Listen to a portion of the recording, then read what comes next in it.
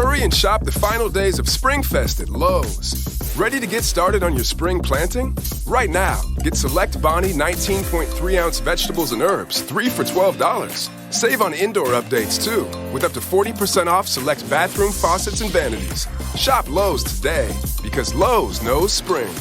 Valid through 4/26. Bonnie offer available in-store only. Actual plant size varies. Excludes Alaska and Hawaii. Selection varies by location. While supplies last. Hola, my name is Ricardo. I am the host of the Lucha Jovers podcast here in the Voices of Wrestling podcast network.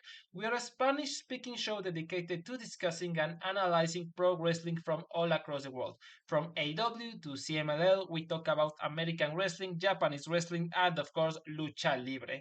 If something big happened in the pro wrestling world, we will talk about it.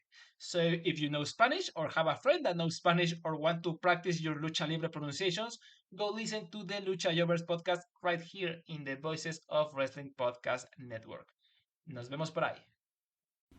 Cheering at pro wrestling shows in Japan is back, and 2023 is already shaping up to be a big year in the history of pro res. That's why you should listen to the Emerald Flow Show. From the Royal Road to the Green Mat, Paul and Gerard take you into the world of All Japan Pro Wrestling and Pro Wrestling Noah.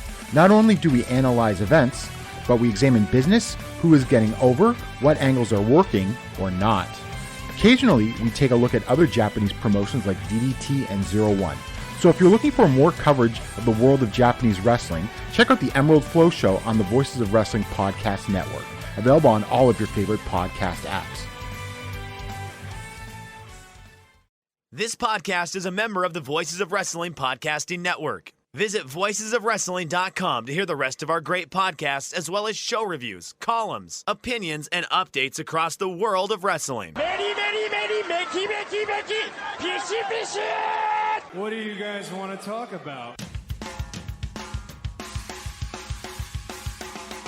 You are listening to the Flagship Podcast with your hosts, Joe Lanza. If this story was any good, maybe you people would understand it. You don't even understand the story. It goes over everybody's head. How great can it be?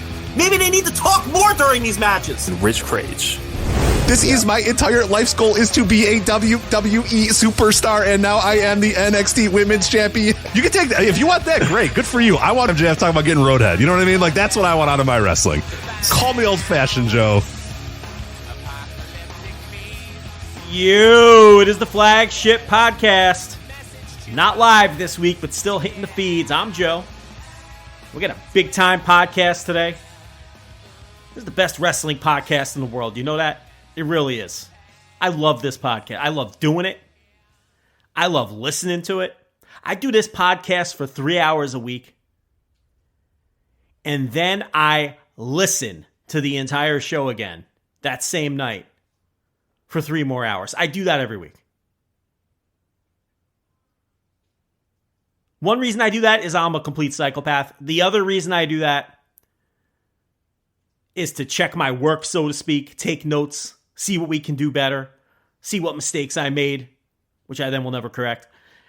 But I love this podcast, and I love doing this podcast. And I got a big-time podcast for you guys this week. While the always vacationing Captain Kraetsch is off bouncing around. Let me check the notes here. Southwest Utah.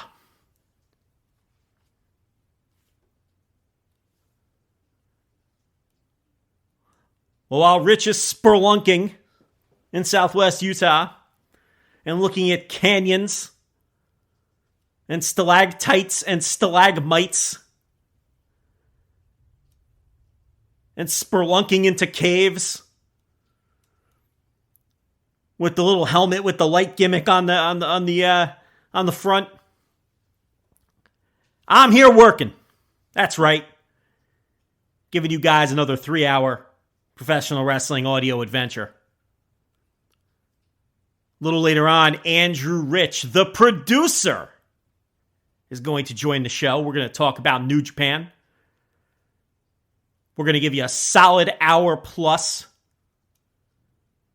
of in-depth New Japan content, breaking down Capital Collision from Washington, D.C., and then Collision in Philadelphia, both shows from last weekend. Full reviews of both of those shows. Plus previews of the Wrestling Dontaku tour that kicked off, depending on when you're listening to this podcast, sometime in the last 24 to 72 hours. So we'll preview all of the big matches coming up on the Wrestling Dontaku tour. Then later on, after that, we'll do another catch up on All Japan's Carnival tournament. We're now 4 days in. Take a look at Pro Wrestling Noah in Sendai, where Jake Lee had his first GHC title defense on a big time show in Sendai for Pro Wrestling Noah. The Green Journey in Sendai. Listen, I don't name the shows. I just review them. We're even going to do a little little MLW, because why not? MLW had a rough couple of weeks on TV. And we'll take a look at that a little bit later as well. And who knows what else will come up on the greatest wrestling podcast to ever exist.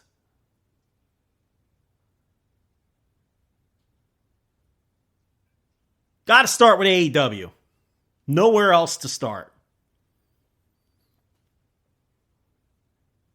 You know, those of you who listen to my Thursday Dynamite reviews, and I've been doing those since the advent of AEW Dynamite in 2019.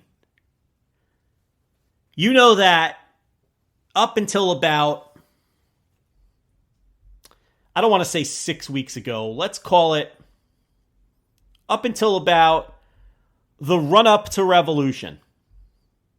So let's place it at around the Laredo Dynamite, which I believe was on February 15th, and I'm going to double check it as I'm talking. The Freakazoids will know the exact date. All you got to do is say the city. Hey, when was the Dayton Dynamite? February 1st. Every Freakazoid knows. They can run down the card. These people are insane. Anyway, yeah, it was the February 15th Laredo Dynamite. Ever since somewhere around that show, okay, Dynamite has been a very uneven show at best. Prior to that, in my reviews, and I've reviewed every single Dynamite with the exception of one that Rich Kraetsch stepped in for one time when I was on vacation, I have probably given positive reviews to 95% of Dynamite's all time up until February 15th in Laredo, Texas. And I have to tell you, the run-up to that show from about, I don't know, early December until early February was arguably the greatest run that Dynamite ever had. And we talked about that a ton, both behind the paywall and even on this show here. And then things fell off a cliff with that terrible show in Laredo. And I would say that ever since then, and we're talking almost about 3 months worth of shows, Dynamite has not only been uneven, and they all haven't been bad. There have been some bad ones. There have been some that have been okay. There have been none that I would call good. Reasonable minds can disagree. You may have enjoyed some or all of these. But since that Laredo episode, and most definitely since the Missouri swing and Independence and St. Louis, let's call it the red, white, and blue ropes era. The Independence show was on March 22nd. The St. Louis show the week after that. It's when they changed the color of the ropes. And really since that 6 or 7 week period especially. But you could take it back as far as Laredo. Even if you've enjoyed the Dynamites more than I have, I think it's fair to say that something has changed. There's been a tonal shift in the shows. They're just different. For years, Dynamite was built on great matches, great promos, the best promos in wrestling. And being different than the other guys. Than those other guys. WWE, Raw, and SmackDown. That's really what the calling cards of Dynamite have been. Great matches, the best promos in wrestling, great action, and being a true alternative and being completely different than the competition.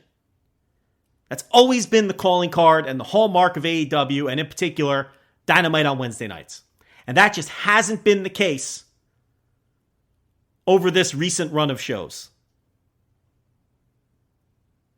And it's gone on for so long now, whether you trace this back to February 15th, or whether you want to be a little more charitable and trace it back to those shows in Missouri. The shows just feel different. We don't get great matches every week anymore. And during that super hot run before Revolution, up until the last few shows before Revolution, we were filling up the notebook watching those Dynamites. There were 2, sometimes 3 legitimately great matches every single week on the show. And great promos and great action. All of the things that have made Dynamite what I am on record as saying the best pro wrestling television show to ever exist. Pound for pound, to ever exist. And I mean that. And I still think it is. But where has that show gone? That show doesn't exist anymore.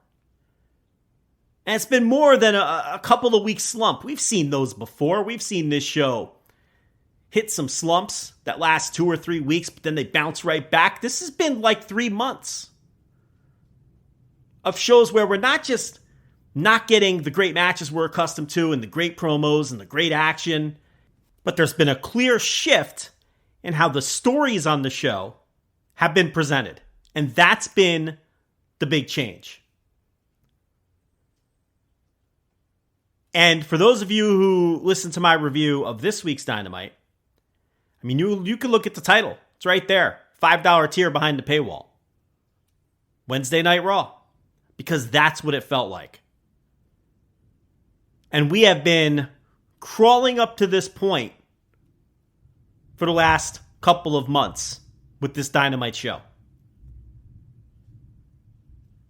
20-minute opening promo segments. Destroying people's cars. Can they coexist tag team matches seemingly every week, either on Dynamite or Rampage? Losing team must join the winning team's faction. The heel champion now all of a sudden has matchmaking powers. We have stuff like QTV, which is straight off of NXT.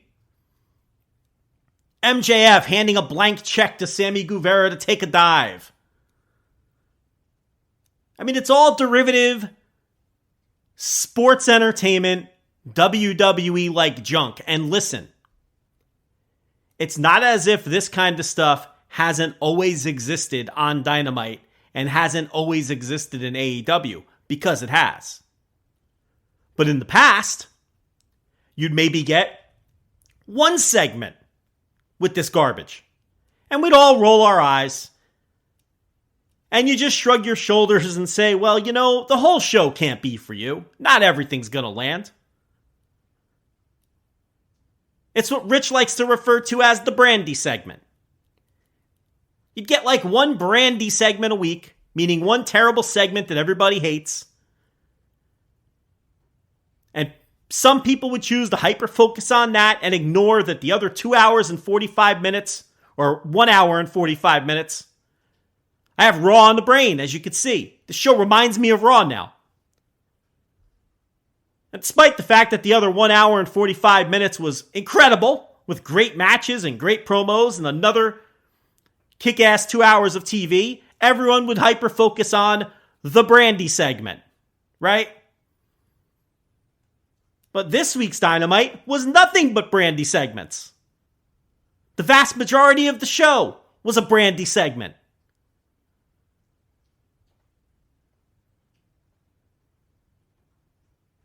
And this wasn't a one-off. We've been crawling up to this point for the last couple of months. At minimum. Because there is a clear change of tone in how this show is being presented and how the stories are being told. And I believe it's undeniable. There's a ton of WWE bullshit on this show now every week. And it peaked on this week's show.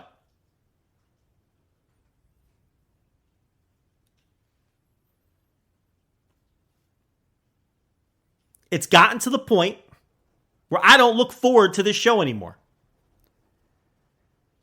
As a big-time wrestling fan, as someone who was brought back into the fold as an American television wrestling fan,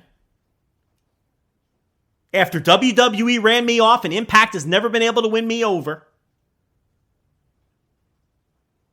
AEW succeeded where those companies could not. Dynamite was very often one of the highlights of my week from an entertainment standpoint. Something to look forward to. Wake up on Wednesday, it's Dynamite Day. I don't have that feeling anymore. I didn't turn the show off this week thinking I can't wait to watch the next week. The last several weeks, I'm fucking around with my phone waiting for the show to end. Because that hasn't been good. It isn't what it used to be. Something has changed. And I think it's deliberate.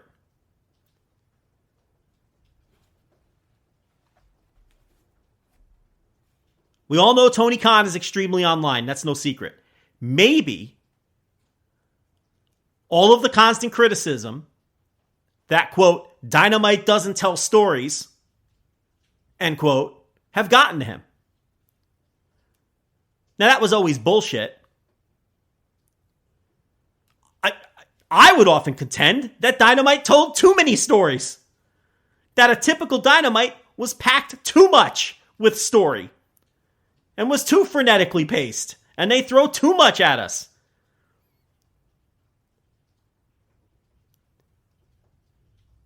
And this bullshit false reputation that Dynamite was just loaded with a bunch of meaningless matches was never true. I thought Dynamite could have used a few more matches that didn't have any story behind them and just existed to be good.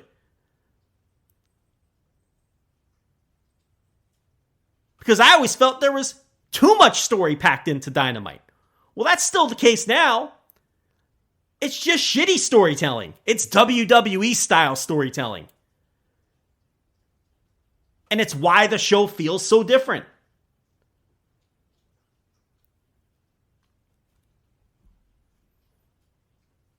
And I'm not going to redo my TV review from this week where I totally destroyed, buried, whatever word you want to use, this week's episode. You can go listen to that on the $5 tier. That's getting rave reviews, by the way.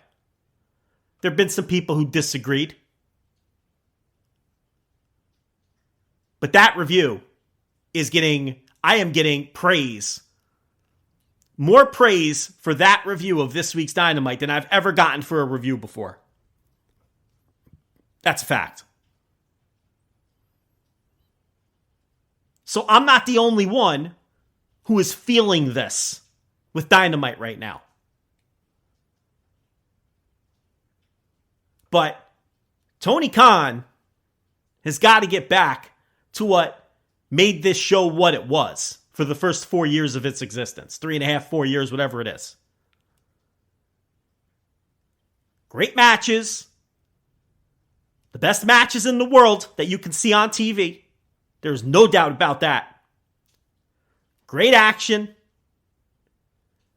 Cutting edge action. The best promos in wrestling. And a clear difference from the competition. Because I got to tell you, last night's Dynamite and some of these recent Dynamites, but especially last night's, almost indistinguishable from a common Monday Night Raw from a storytelling perspective.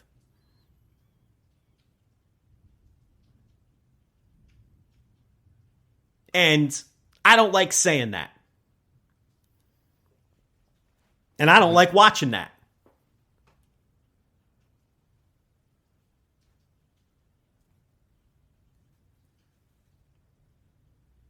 And maybe this just is an extended slump, a creative slump, an in-ring slump, but I don't buy it.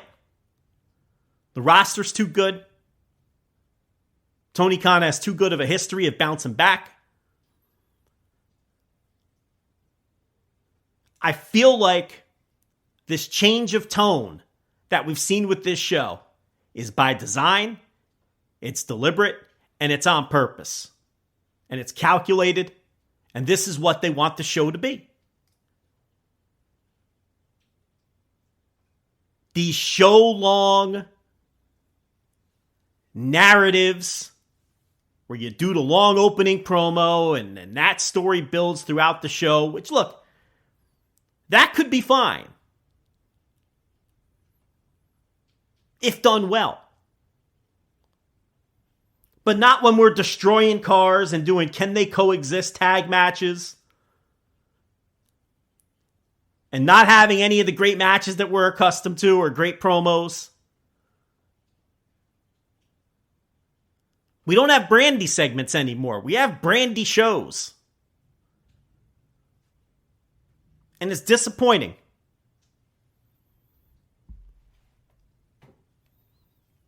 I don't know why they're going in this direction. Maybe they felt like the ratings have stagnated, or maybe they felt like they just needed to shake things up, or I don't know what it is. Maybe there's new people in the room. Maybe Tony Khan isn't booking this thing anymore. And I got to tell you, it wouldn't surprise me if that was the case. The show is so different now that I would not be surprised if it comes out that there are new creative forces driving this show, with Tony Khan playing more of a CEO or overseer role and being less hands-on. That wouldn't surprise me at all based on how different this show has been and the junk that we were subjected to this week.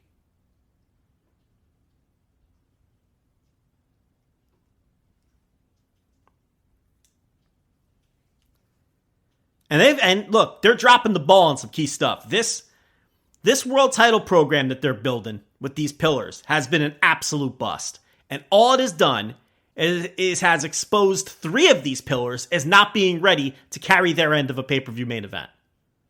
That's all there is to it. That opening segment last night was an absolute disaster. And not only didn't do any of those guys any favors, but killed all their momentum, and to me proved that they're not ready to carry half of a pay-per-view main event. And MJF's out there on his own, doing all the heavy lifting. But then once they did that deal with the blank check, forget it. It somehow got worse. It somehow got worse. WWE bullshit is what it was.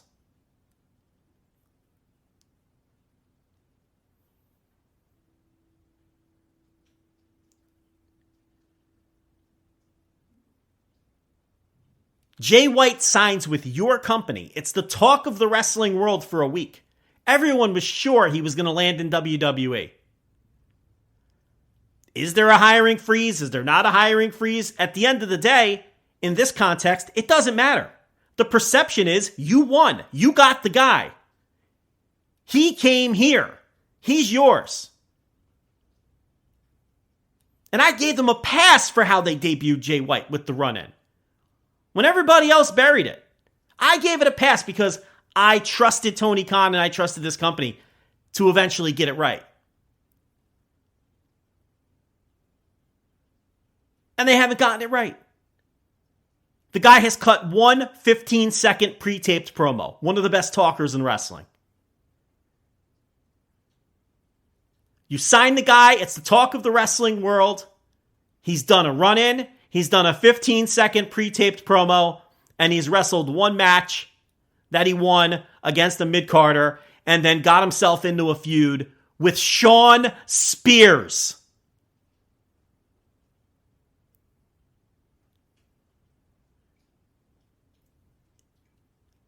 You almost can't make up how badly they've handled Jay White. If you would have told me how this would have, if you would have told me this is how it would have played out over the first 3 weeks, I would have laughed in your face and said there's no way possible Tony Khan would allow that. Not Mid-South Tony. But see, this isn't Mid-South Tony anymore. This is Mid-Hudson Civic Center Tony, whose show more resembles Monday Night Raw than it resembles the Dynamites that we've been accustomed to. I don't know this man anymore. I don't recognize his wrestling. Here's what you do, Tony. When you sign an international megastar who is the talk of the wrestling world,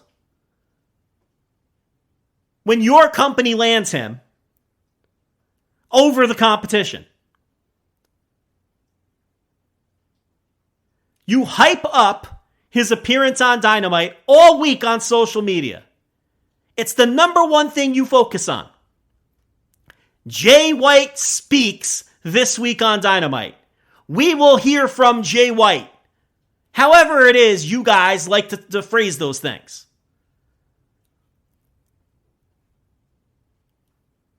As soon as the show begins, Excalibur shouts to the audience before anything else, welcome to Dynamite. This week we will hear from international superstar Jay White, the hottest free agent in wrestling, who showed up 2 weeks ago and shocked the world. We will hear from him later on tonight on AEW Dynamite. Jay White is here.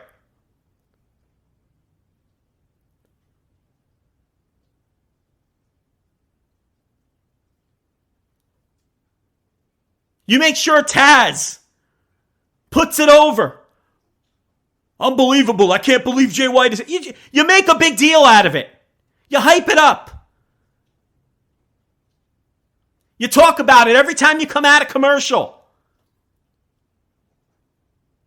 You give him the mega entrance. You have him come out and milk it. You have the announcers scream about, I can't believe this man is here. And he's finally going to tell us his intentions.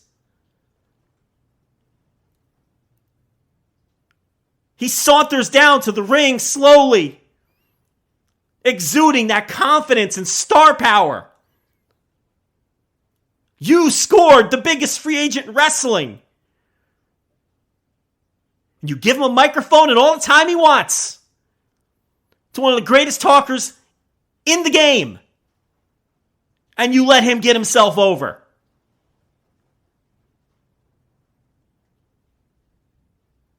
You're a promoter. Promote!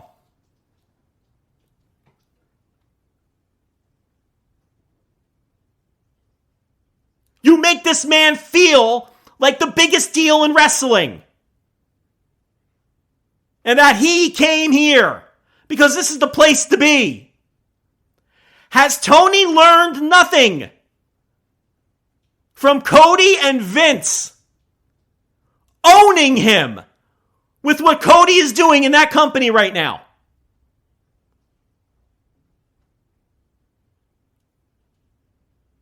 Has he learned nothing from that? That's the template.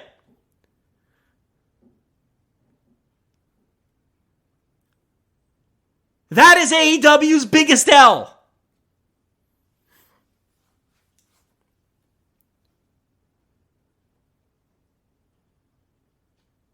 Cody left, and he became a bigger star by multitudes than he ever was for you. And it's how they present him.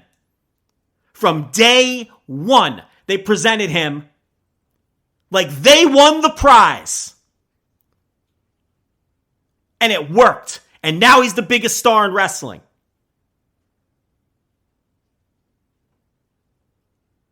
You're the talk of the wrestling world when you win the Jay White sweepstakes. And how do you present him?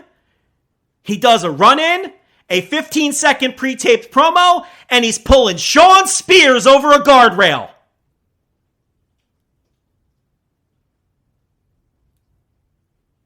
Get your shit together. This is December 2019 all over again.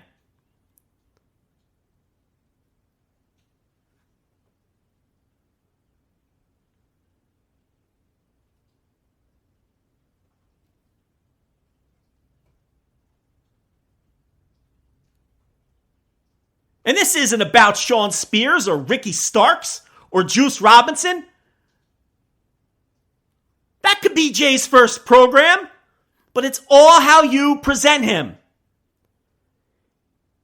And you've presented him like he's just another guy.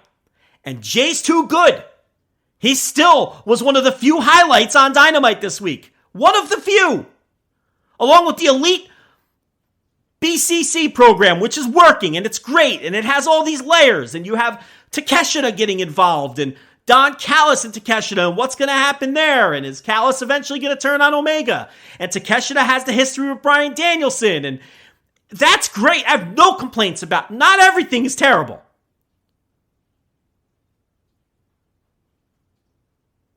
But it is mind-boggling how poorly they have handled Jay White. And that doesn't mean Jay White's dead in the water. That doesn't mean Jay White is buried. They might do everything I just said next week.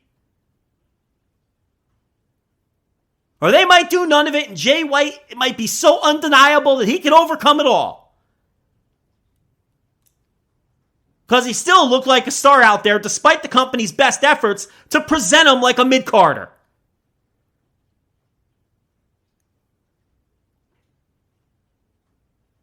But on top of giving us Wednesday Night Raw, they're dropping the ball on this layup.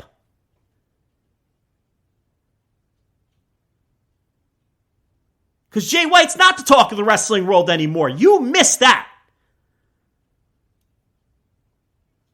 You blew that opportunity to take advantage of the hype around winning the Jay White sweepstakes.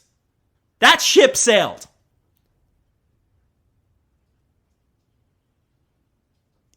It doesn't mean you can't still get it right, but you missed the peak opportunity.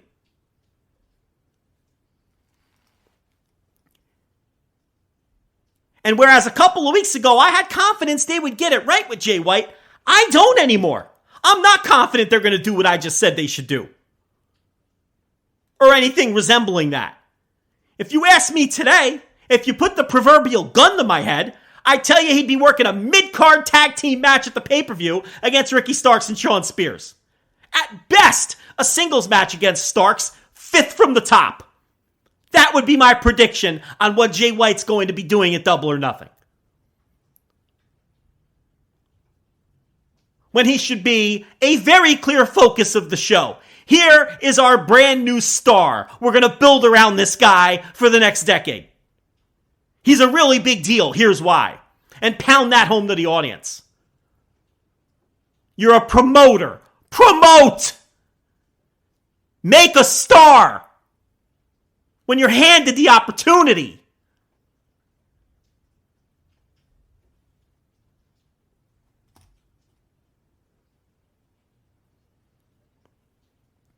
We're talking about splitting rosters, so I think you could use a few.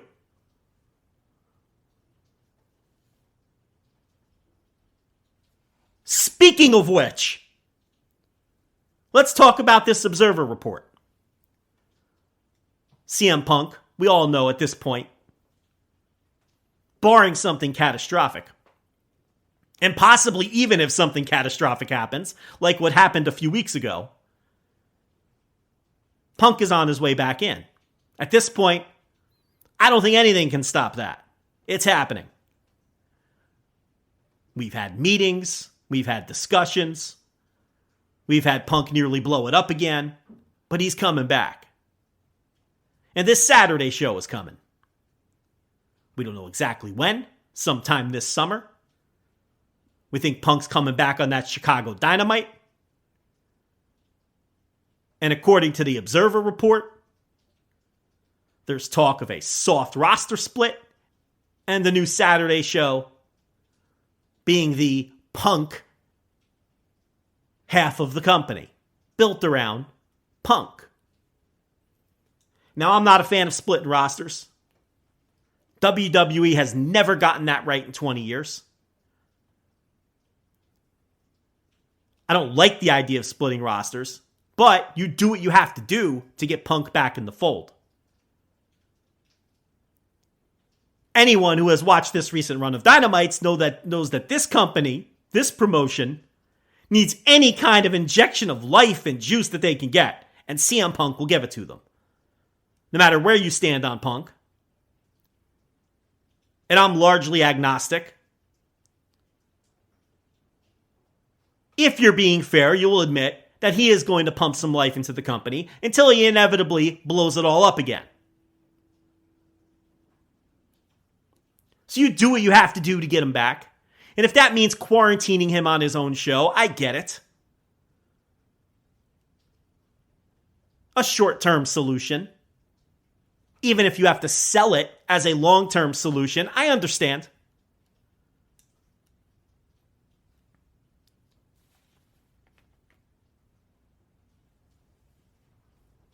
And maybe we're all taking the concept of a roster split too far and we're just thinking of it in WWE terms, where they're going to quite literally put half the roster on Saturdays and half the roster on Wednesdays, and some guys are going to identify as Wednesday wrestlers and others are going to be identified as Saturday wrestlers, and they're never going to cross paths except at the pay-per-views. Maybe it's more of just, look, the elite are going to be over here with the people who can't stand to be around Punk. Punk is going to be over here with the people who like Punk and don't mind being around him. And the only people who aren't going to cross over on different days of the week are the elite and the truly militant against Punk's types and Punk. And everything else will continue to be fluid. And it will be the quote-unquote soft roster split. With really only the elite and the Punk truly split. The Punk, I called him. I'm going to leave that in there. And I'm going to call him that from now on. And then we'll see how long that lasts. Maybe that was one of the conditions by some of the people in order to allow Punk to come back without walking out of the company. Who the fuck knows? I don't know.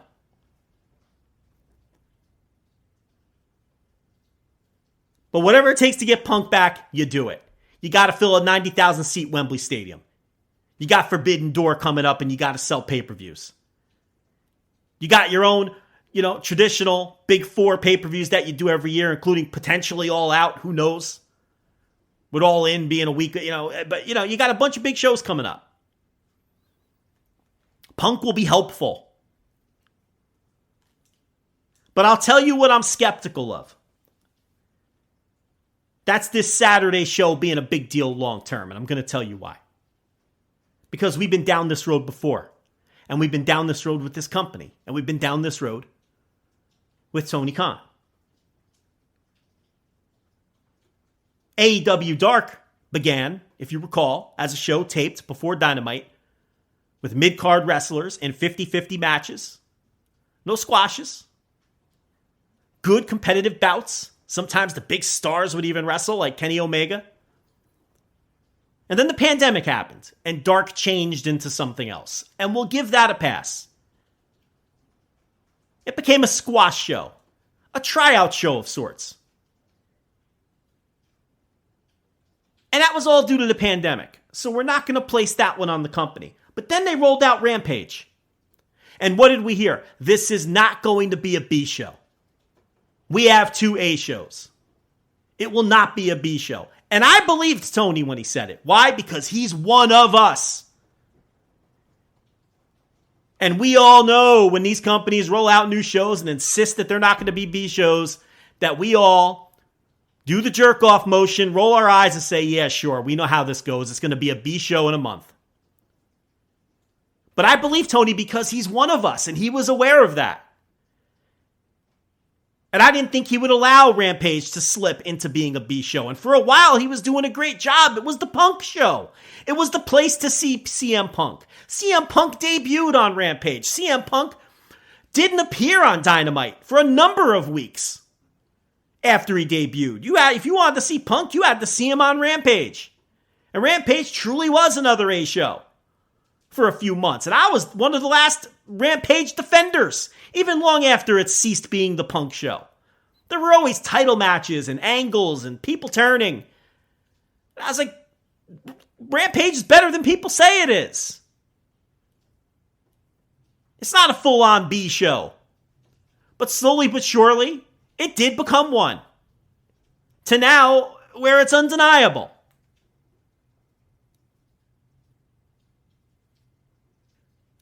Dark Elevation. When Dark Elevation started. Again, big stars, angles with Kenny Omega. The whole storyline with Matt Sydal and Takeshita on his first run in the company. The personality profiles, Paul White on commentary. It was different.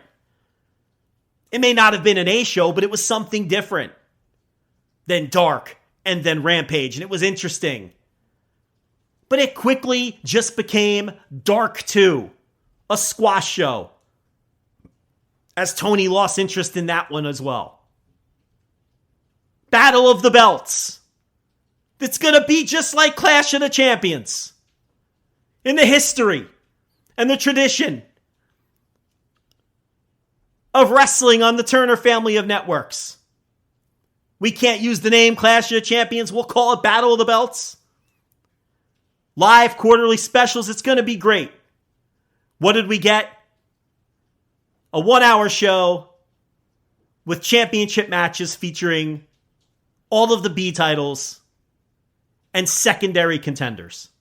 And now it's nothing more than a once every 3-month 1-hour extension of Rampage in the middle of the night on Friday, where we see the ROH 6-man titles defended, and maybe a TBS title match. Red Velvet's 19th crack at the belt. And somehow that's even become a B show. Then Tony buys ROH. It's mine. I own it. Great. No one was more enthusiastic about that than I was. Unfortunately, he couldn't sell the television show to his television partners. No problem. I'll put it on Honor Club. Great. I was excited about that. What did ROH Weekly TV turn out to be? Red and Black Dark. Dry, endless, 2 hours, perfectly competent matches in a dry, stale environment, bereft of promos, bereft of angles. Perfectly competent, but once again, a B show. Non-essential. So this is now, with this Saturday show, attempt number 6 of Tony Khan to sell me on the idea that we're getting another big-time AEW show. So forgive me if I don't trust him. And I'm sure it'll start off great. And I'm sure it'll be the Punk show like Rampage was. We'll see how long that lasts. Saturday nights on either TNT or TBS, where it's going to be preempted constantly for sports, where it's going to have massive sports competition all year long. College football head-to-head in the fall. Prime time, head-to-head with prime-time college football games in the fall. NBA, Major League Baseball, and hockey all year long. How long is this Saturday show going to be treated like it's something important? Well, based on history, not very long. You cannot blame me for being skeptical.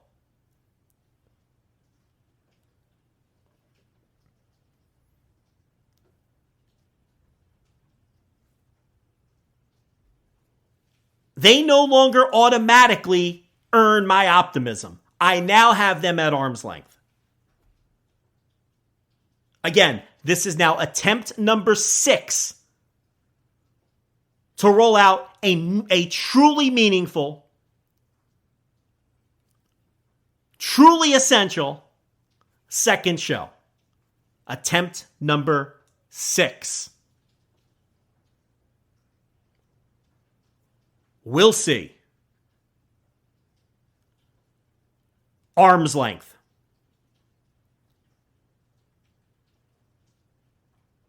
Do you know who else I often say arm's length in regards to?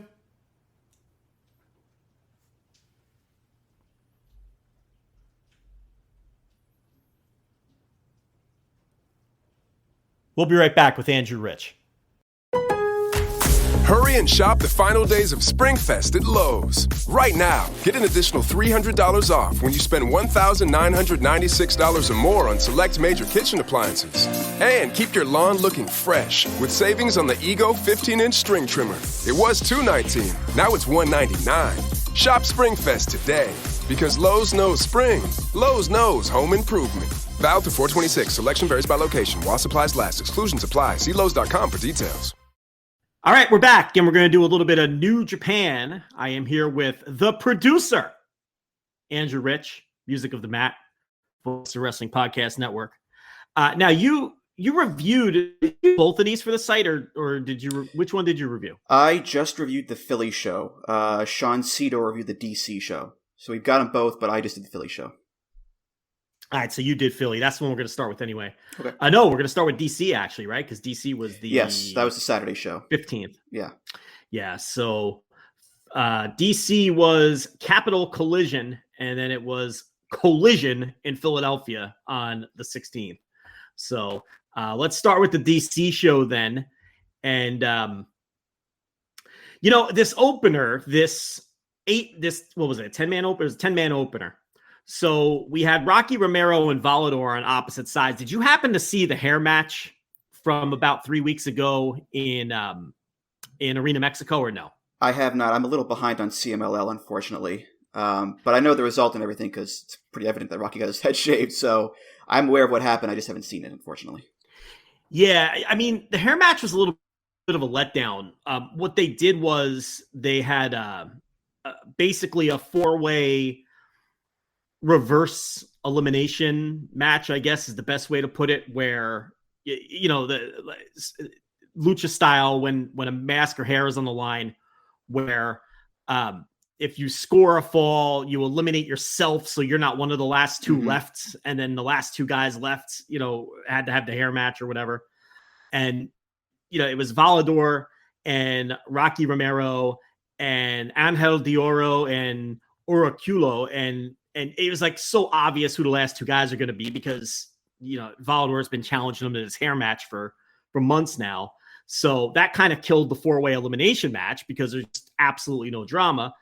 And then, so it comes down to Rocky and Volador, and they have the hair versus hair match. And it was fine, but it was nothing special, which was a little disappointing because, they've been having this great feud all year long. I think it's been one of the best feuds of the year, honestly, but I thought that was the blow off. And I was like, that's a really disappointing blow off for what had been one of the better feuds going on really in all of wrestling. But that's not the end of the feud because they're on the opposite sides of this tag.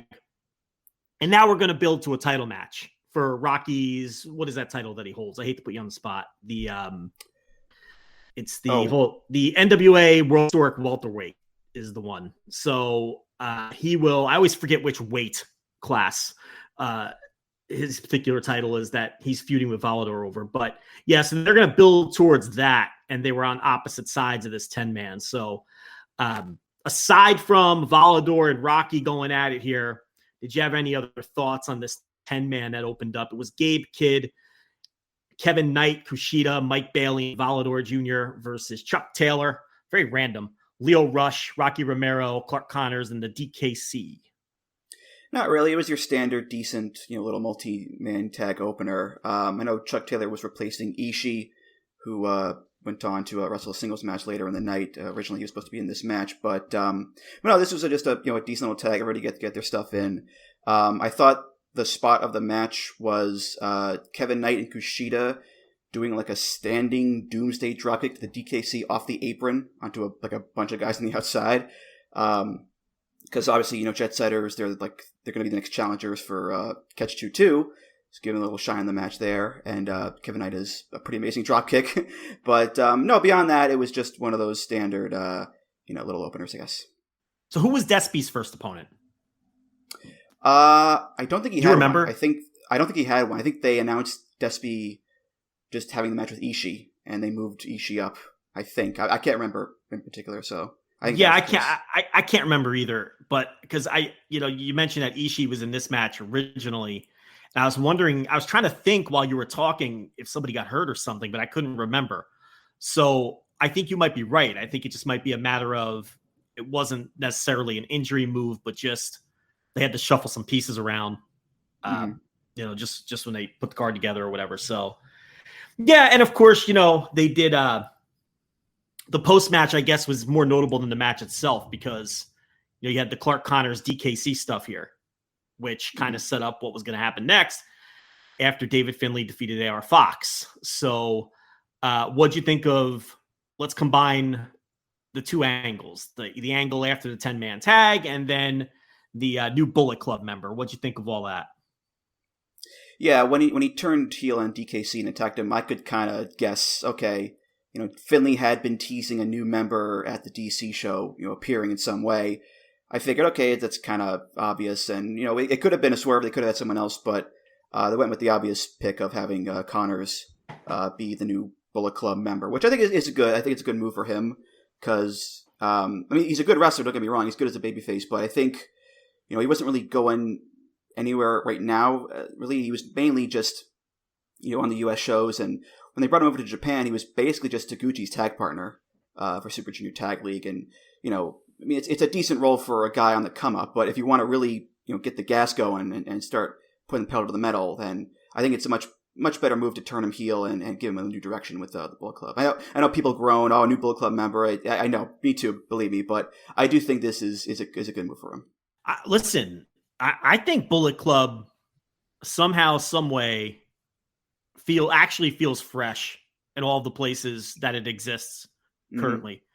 I'm someone who's into David Finlay and his turn. Me too. And okay, you are too. That was going to be my next question because Rich is still kind of on the fence with Finlay, and I can tell that he's negative on it, but doesn't want to fully commit to the take yet. But I've been doing audio with him for over 10 years. I could tell he doesn't like it, but he's holding off on totally. He's giving it every last chance before he completely buries it. But I think Finlay is coming across great. I think it's very obvious that he has new enthusiasm now that he's been given a key role. And I think he's been doing a good job with it. I thought he had but here's the thing with Finlay. Again, it was the same on this night too with AR Fox. He has good matches that never hit the next gear. Now, look, I get this is the second match of the night, and they were given 10 minutes. I understand that. They're not going to go out there and have a 4.5-star match. But even when he's in a position to have a longer bout and in a position to deliver, to me, he never just kicks it into that final gear. But as far as the persona and the look and him grabbing this by the throat, I think he's doing a great job. You want to talk about Finlay for a second? Yeah, I've always thought Finlay was a good wrestler. He was one of his detractions, is because he was for so long just a guy in the mid card, whether it was as a young lion or, as Juice's tag partner for many years or whatever. And now that he's been, boosted up into this prominent position, it can be hard for people to kind of shake that off of him, or shake off the feeling of him just being, quote unquote, Jay White light, So that's going to be difficult for him. And yeah, as far as the match quality goes, I've been looking over some recent, matches of his, and I went, 4 stars in the Sonata New Japan Cup final. I went, I think 4.25 on the Ishii New Japan Cup match, and I thought the match he had with Ospreay last year for the U.S. title was amazing. But then again, that's Will Ospreay. That's Ishii. Those are guys that you can put them into anyone, and they'll have a great match. So yes, I don't think he's the type of guy that you can rely on to deliver that New Japan main event, like, great match caliber kind of thing.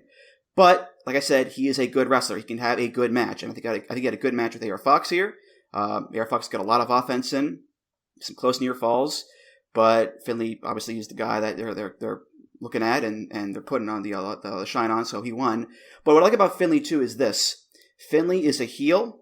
He's an asshole. He's aggressive. He's a jackass, but he pretty much wins clean. It's not like Jay White where there's Gato interference. There's the low blow or the ref bomb. No, Finlay he'll grab it tight every now and again for a near fall, but he's pretty much just won clean with the Trash Panda every single time out. So I said elsewhere, but I do like that about Finlay a lot, is that yes, he's a heel in Bullet Club, but he's kind of doing his own thing where he's leaning more towards the aggressive side of it rather than the cheating heel side of it, which I like a lot. And the thing about Gato's booking is when he's establishing a new wrestler or a wrestler in a new role, he really likes to hammer home what they're going to be and what their role is going to be. So if Finlay is winning all of these matches that he's winning clean now, that's sort of an indication that he's not going to be your typical cheating Bullet Club wrestler. So I think you make a good point there, because you could think of numerous examples over the years when someone's being established in New Japan, either as a newcomer or in a new role, where right out of the gate, when they're winning all of their matches early, we see what they're going to be. And we see how they're going to win their matches, what moves they're going to use to win their matches with. So I hadn't even thought of that angle, but you're right. He has not been a cheating heel. He's just been an asshole. And I think that's a nice little change from what we often see with Bullet Club. And the Connors thing, I agree with you. I think that's great for him. I think this is good for his career. It gives him a chance to do something a little different.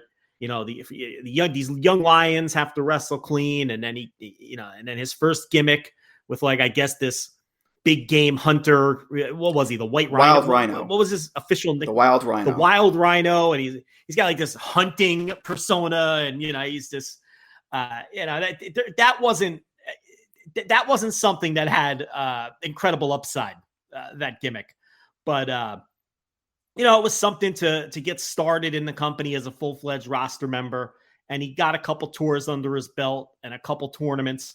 And I thought he carried himself well as a Bullet Club member on the next night of this little mini tour here too. Mm-hmm. So I think it's without question a positive move for Clark Connors. So next up, we had Zack Sabre Jr. against Filthy Tom Lawler for the TV title, 15-minute time limit in what was supposed to be a title for young guys, and it's been nothing but old guys. This was two very old guys.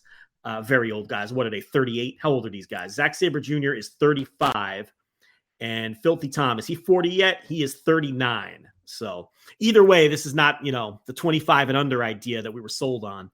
But I thought this was the first, what I would call very good match out of these two shows here. I enjoyed this a lot. This was one of my favorite matches of the set of shows. I thought these guys worked well together. And I know Tom Lawler was in for a tag league, I think, last year.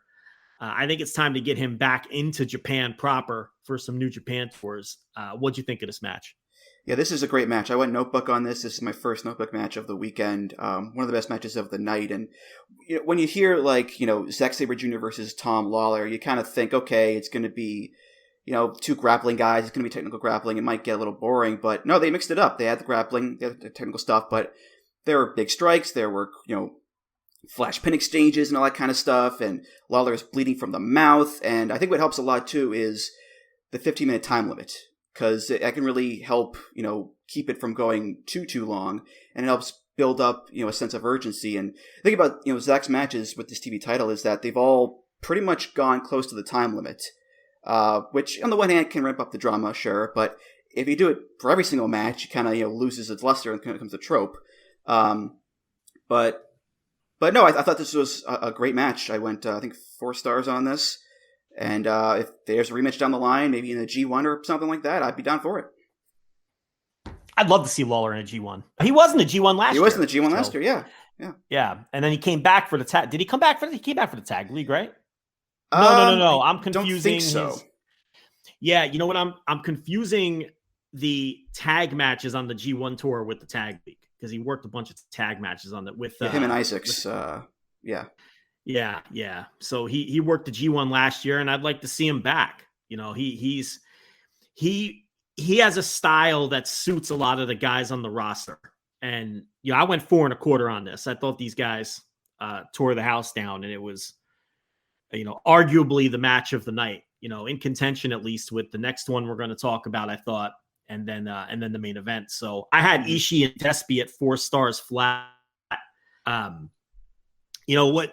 can you say? It's Ishii. If you put him in a singles match with anybody with a pulse, he's going to find a way to make it dramatic and to make his spots work. And, Despy's a guy who always works hard, willing to give up his body. And they went out there and had pretty much the exact match that I thought they would. So I didn't like it quite as much as the Sabre Lawler match, but I still thought it was one of the better matches of the weekend. Yeah, I also went notebook on this. I think 4 stars too for this one.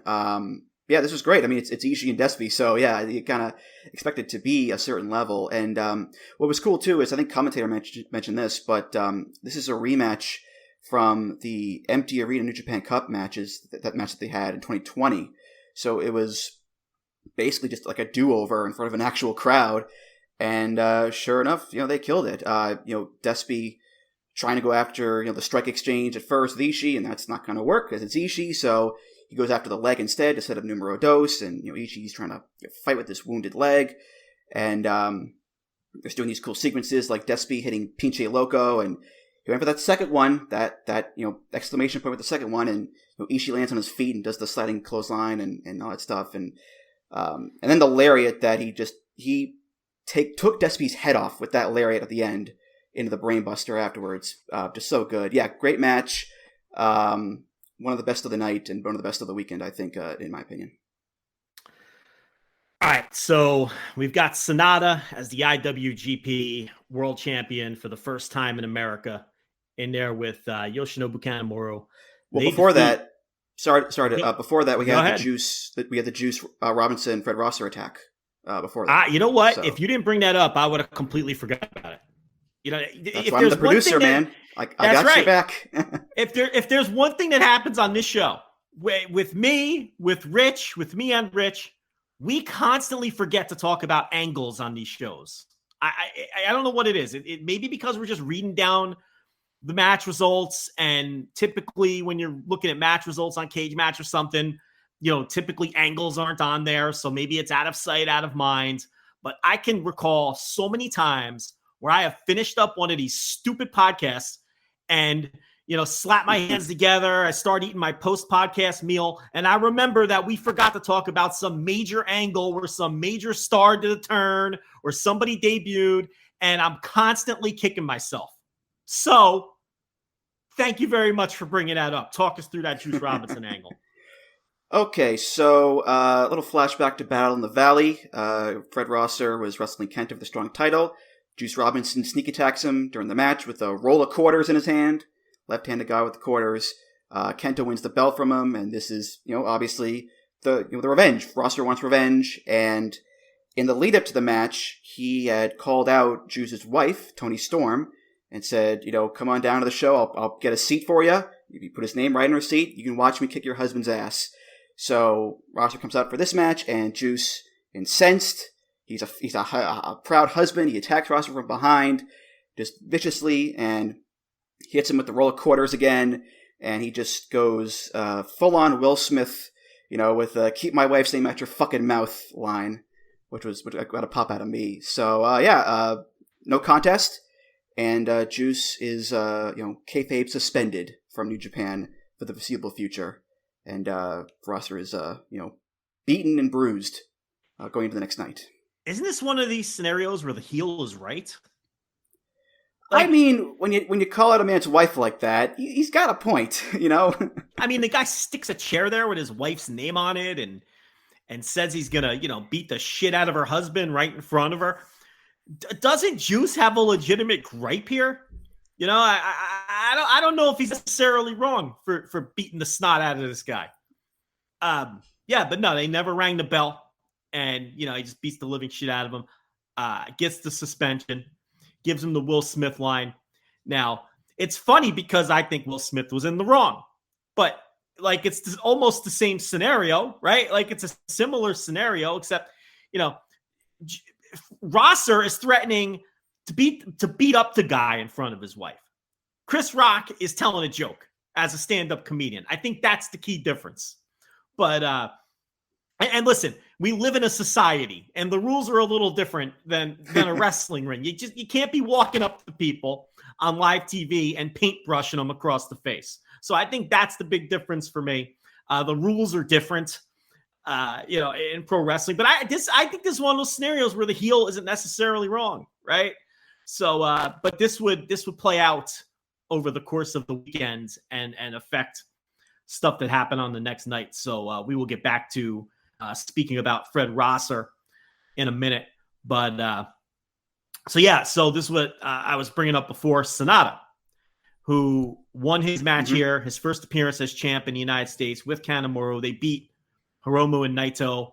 Maybe a little bit of a surprise outcome for people who don't pay super close attention to how New Japan tends to book. But I kind of saw this one coming a mile away with Kanemaru. But first, though, before the match itself, your early takes on Sonata as the IWGP Heavyweight Champion. Well, I wouldn't call him my favorite wrestler. I like him. He's not my one of my favorite guys. And similar to you and similar to Rich, I don't see him as someone who can deliver a slam dunk great main event New Japan match like we're used to. Like you mentioned, like you said at the Flagship, a little while ago there, talking about the win. But I do think in this day and age where you have guys like Tanahashi getting older, guys like Naito getting older, you need to take a chance. You need to push new guys. And, this whole just 5 guys thing with Sonata, I think it's been working. In fact, crowds are into it, fans are into it. And I am willing to give it, a lot of chances to work. And I think it won't be a super long reign. And I think if you have him in there with Hiromu for a first defense, it's off to a good start.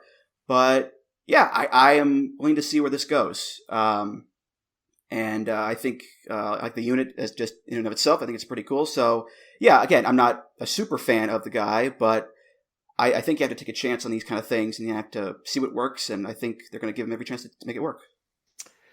Were you surprised at all by the result? No, because they've got Kanemaru challenging Hiromu on one of the Road to Dontaku shows. And, you're not going to pin Naito, you're not going to pin Sonata. So it's either going to be Hiromu or Kanemaru, and who better to get a sneaky, roll-up win over a champion than Kanemaru. That's kind of what he does. He's the heel master. He's known to use these little roll-ups here and there. In fact, I noticed when the move he used to win over Hiromu here, that was the same cross-legged roll-up that he used against Ishimori in last year's Super Juniors, where he won the match in like 2 minutes or whatever. So he's used that before, and I imagine they'll use it as a near fall in the upcoming title match. But no, getting the win over the champion like this is not necessarily shocking, given that they like to build it up this way sometimes. But it was tricky because that champion is also the challenger for yes. So there wasn't an obvious finish in this match, but when I thought it through, I thought to myself, I'm like, they're probably going to leave the heavyweights out of it. And I feel like the finish that makes the most sense is Kanemaru with a fall over Hiromu, because there was no obvious optimal outcome here. But that one seemed to make the most sense to me. And the way that they did it, it was like, oh, well, this just, it makes too much sense. So, yeah, there was a lot going on here, though, because Hiromu's facing Sonata for the title and Kanemaru's facing Hiromu for his title. And I have to think that Naito is going to be the next challenger after Hiromu, because that just makes too much sense for the for the story. But as far as Sonata goes, I think Dontaku is on pace for a sellout. I don't think it's sold out yet, or it wasn't the last time I checked, but it looks like it's going to sell out. And that's really, look, the bottom line is this: we're putting the belt on Sonata. If they sell tickets, then it was a good decision. If they struggle to sell tickets, then it wasn't a good decision, and people weren't ready for this. That's really what it comes down to. Now, everybody talks about the great reactions this guy gets, and I swear to God, I'm getting a different audio feed on these shows. Now, I'm not saying he doesn't get good reactions, because he always gets good reactions, but I see people talk about these amazing reactions he gets. I didn't feel like he got one in the match where he won the title, not on his entrance, not during the match, not necessarily in the post-match. Or they chanted Sonata and stuff like that, but I don't feel like he was especially over in that scenario when he won the title. I did not feel like he was especially over on these shows. They cared about him. He got good reactions. But then, I bounce around in my usual haunts online and I see people say, oh, these American crowds, they loved Sonata.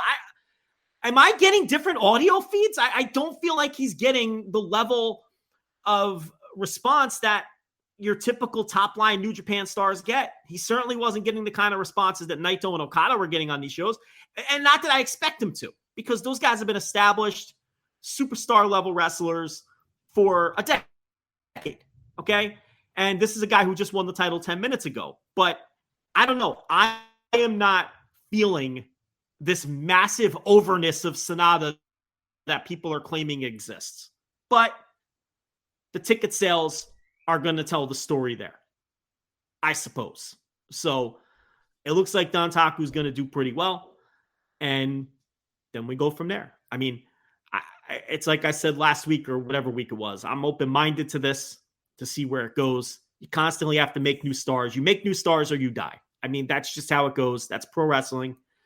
So it felt like it was his time. They pulled the trigger. I do think it's notable, and maybe you can blame this on the fact that these cards came together or were put together before he won the title. You look at his card positioning here, and, it kind of tells the tale of where the company thought he belonged in terms of the other New Japan stars. But again, these cards were put together and booked out before he won the title. I understand that, but he's working the middle of the show and he's the champ. So it's not like they're booking him over some of the more established stars in the company yet. And as champion, usually, that kind of stuff doesn't matter, and they do. But I think that might have, to be fair, more to do with when these cards were laid out than how they view him in terms of his star power. But look, this is going to be a talking point, for the first, for however long he really has this first reign, really. This is going to be a talking point, because when you elevate somebody new, the big question is, did the elevation take? And with Sonata, we're going to find out. But, as I've been saying for a couple of weeks now, I'm not particularly excited about Sonata as New Japan champion, but we'll see how it all works out. I thought that the Kenta-Eddie Edwards match for the strong title, I thought this over-delivered. Now, the disclaimer there is Kenta is arguably my favorite wrestler of all time. And while I concede that he's not the wrestler he used to be, he's older, he's broken down, I am probably more into grimy, brawler, storytelling Kenta than most people are. And that's exactly what this was. I thought Kenta was pretty great here, adjusting for what Kenta is now. And I thought it was a really interesting, two former NOAH GHC champions in the match. So maybe the fact that I was more into who these guys were and the history behind it, because investment means a lot in terms of how much you're going to like a match or not. And I don't think people admit that enough. And I was invested in this, and I thought this over delivered. I didn't think this was a great match or anything, but I thought it was grimy. I thought it was dirty. I thought it was hard hitting, and I enjoyed it. What did you think of this match? Yeah, I thought it got to, as it went along, it got better and better, but I thought this first half was a bit slow. Because, look, Kenta's 42. He's had a litany of injuries. Eddie Edwards, again, no spring chicken himself. He's 39. He has injuries in his career too, and it's not 2009 anymore. It's 2023. We're a long way away from those ROH and Noah days. But I thought that there's always like a moment in a modern Kenta match where the switch is flipped, and you can see the glimmer of the old Kenta, or young Kenta technically, I guess. And he's showing the fire, and he's doing like the big slaps to the face, and he's doing the big dropkick in the corner and all this, and he's going hard and heavy. And then the ref bump happens, and then here comes the low blow and the belt shot and that kind of stuff, and that kind of deflates you a little bit. So, yeah, I guess I wasn't as into it as you did, but I also had expectations of what this is going to be, and it kind of, resided in those expectations, I guess, given both guys' ages and where they are in their careers, I suppose. And then the main event, which is the match, I guess, where Tanahashi broke his rib. It looked like he did it on a high fly flow. Did you pick up on that? That's the likely culprit, because he went for it, and Davis, I think, got his knees up. So that is the likely, I think, reason for it. But yeah, I don't think they've said specifically when it happened, but I think that might have been it. It seemed like that's when it happened, watching the match back. But it was a 3-way, and Aussie Open win the New Japan Strong Openweight Tag Team titles, the forgotten titles of New Japan. I forget these titles exist all the time. Like every time Motor City Machine Guns defend these titles, I'm like, oh yeah, these titles exist. But they are the champions no more, as Aussie Open now double champions as they win this 3-way match and win these New Japan Strong Tag Team titles. Contender for match of the night, contender for match of the weekend, I would say. Really good, high action 3-way match with a bunch of great wrestlers. Yeah, a fun, frantic main event. Tana and Okada didn't really do a whole lot. It was mostly Aussie Open and the Guns, but they wanted Okada and Tanahashi to be there for the star power and have that kind of third team dynamic, I suppose. And it was fun to see Okada mix it up with Saban again and Shelley again at all those years after all these years. And I think Okada did the Aussie Open Okada oi oi oi kind of taunt, which is pretty fun. But yeah, this is a really good match, a really really good main event, and it was it's funny. Kyle Fletcher, him and these moonsaults to the outside, he just has the worst luck lately, because he went for one here and he landed just dick and balls first in the guardrail. He landed on that thing just right there in the region, and somehow he kept going. God love him. I would have been done for, but and they actually played into it the next night by having the fans and Davis try to stop him from hitting the move, which is pretty funny. But yeah, this is a good main event, and Aussie Open are now the double champs. They are now 2 sets of tag champions in the same company. Go figure. So yeah. And they closed out both shows. Yes. Yeah. Fletcher cut a promo on shows with all kinds of top line star power. Aussie Open closed out both shows. Mm-hmm.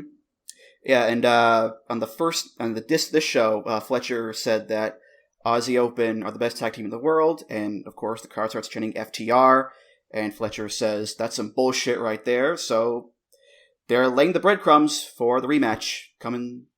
Oh yeah, indoor maybe Wembley, who knows? But it's coming. That's for sure. So, well, there's a million chances to do it. Mm-hmm. You have all these huge shows coming up, and we know it's coming. and they seem to be the belt collectors this year. So, yeah, can't wait for that. Those are probably, right now, based on output, the two best teams in the world. So, and Aussie Open had another great match the next night. So we'll move on to Philly, and this is the show where you did the written review for the Voices of Wrestling site. So you're going to know more about this show. By the time we're done here, I mean, 2 reviews, watch the thing. You're going to know more about this show than anybody in the world. But this show got torn apart, just ravaged with, Tanahashi's injury, a bunch of other changes on the card. So this didn't look anything like the card that we thought we were going to get, including the main event, which we were kind of just talking about. So why don't we just skip right to the main event and then do the rest in a minute? So it ended up being Aussie Open versus the thrown together team of Lio Rush and Tomohiro Ishii for these strong tag team titles that they had won less than 24 hours earlier. Now, this was originally supposed to be, so it was supposed to be Will Ospreay and Aussie Open versus, who was the other side of this? It was Tanahashi, Okada. Tanahashi, Ishii, and Leo. Okay, so Tanahashi, Ishii, and Leo. That's right. Yeah. So Will Ospreay gets hurt weeks ago. He gets replaced by TJP. TJP has travel problems, which a lot of people had this weekend for various shows all over the country. So TJP can't get in. They have to change it to a tag team match, a straight 2 versus 2 tag.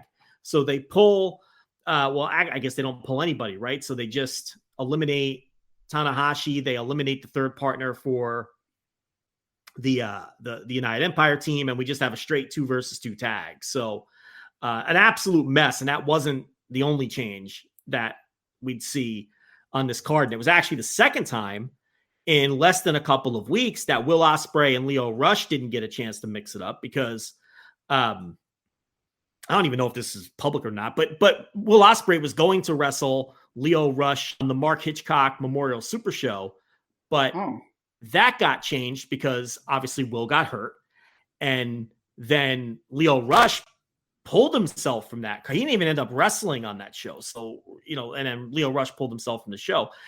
When they changed it, I'm trying to get all the changes straight, but it was going to be Will Ospreay versus Lio Rush. Then, this is what happened.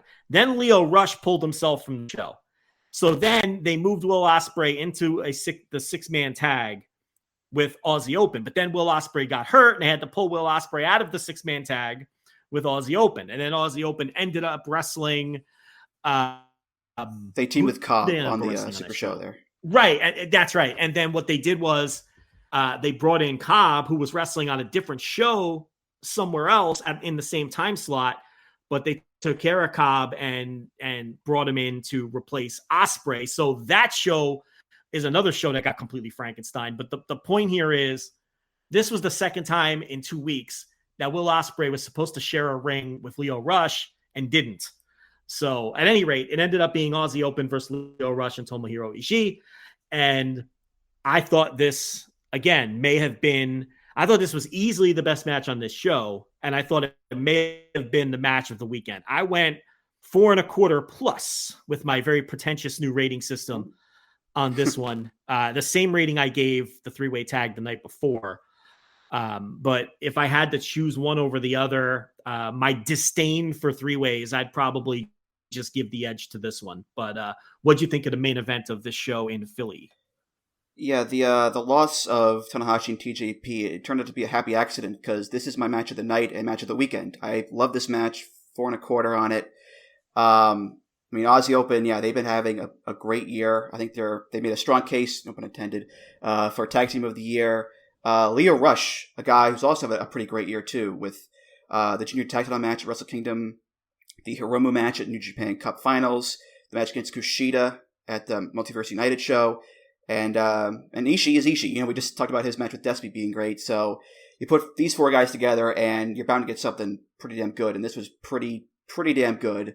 It was fun to see, the dynamic, a similar dynamic of the big, thick bruiser guy and the smaller, faster partner. The funny thing is, though, is that both Kyle Fletcher and Mark Davis are still bigger than like Ishii and Lio Rush. So, relatively speaking, bigger and smaller guys, but still, this was great. It was, I think, around 20 minutes or so, just all action after a certain point, and a lot of fun combos. And Rush and Ishii, they had a couple combos too. There was one where Leo hit a Rana on Fletcher, which sent him propelled into an Ishii headbutt, which I'd never seen before done in a wrestling match before. And then Leo leapt into Ishii's arms like a lover, and then Ishii just splashed him down onto Fletcher, which is pretty cool. And it was just a really great go style main event. So 2 thumbs up. So I was thinking about this Aussie Open. We're now, it's almost May, so I don't think this is too early to talk about. They're tag team of the year so far, right? I mean, they have to be the clubhouse leader. Am I forgetting someone? I don't think I am. I mean, if you want to include, I think Bishamon have had a lot of great matches this year. Bucks, not really. They've been kind of out. FTR had a long spell where they were out. I'm trying to think of any other obvious ones. Catch 2-2, maybe. I think as far as it's got to be Aussie Open right now. As far as major league promotions, Aussie Open I think is the front runner for sure, at least. Because for a good chunk of the year, the Guns were the AEW champs, and they aren't really. That's a different kind of tag team, right? They're out there getting. They're out there getting heat. That's it. Yeah. Yeah, they're out there getting heat, and WWE.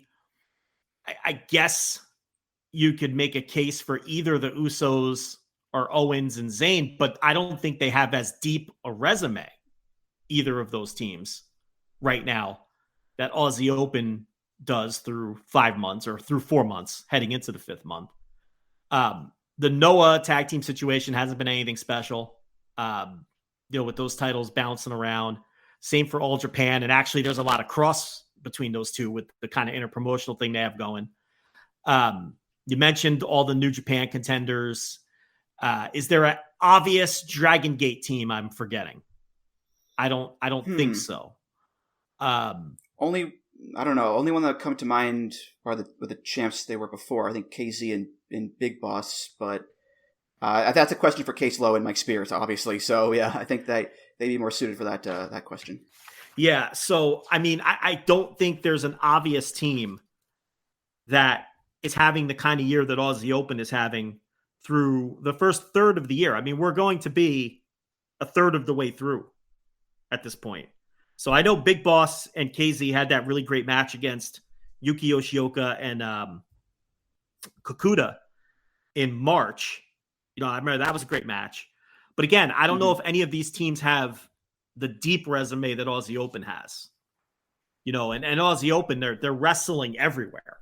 I mean, literally everywhere. They're flying all over the world, back and forth from AEW, and they're working these new fan shows, and even the matches that aren't necessarily great matches like we saw out of them this weekend, they're delivering every time out. So, and now, they're from a kayfabe standpoint, they're double champions. So there's a lot going on with them. I think so far this is their year. We've got 2/3 of the year to go, but you want to start talking, early, we're past WrestleMania weekend, so, you want to start talking early award season stuff. I think they've got to be the leaders right now for tag team of the year. So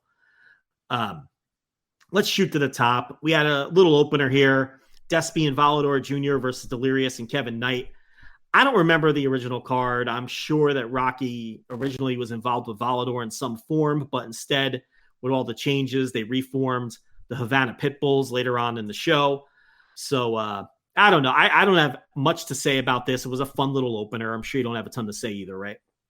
This was actually the original match. Nothing Rocky changed with this? Nothing. Not this match. Nothing changed with this Fire Pro button ass match that they opened the show with? Well, Kushida was busy that night at Impact, so they had to get someone to team with Kevin Knight, and the Lizard Man stepped up to the plate, so there you go. The Lizard Man, who survived the brutal War Games match in MLW a few weeks earlier and somehow made it back to the 2300 arena to team with Kevin Knight. Did you see that awful War Games match on MLW the other night? I have not been watching MLW, I'm afraid. You have hand-waved the MLW. I'm a little busy at the moment. I'm sorry. I can't blame you for hand-waving the MLW.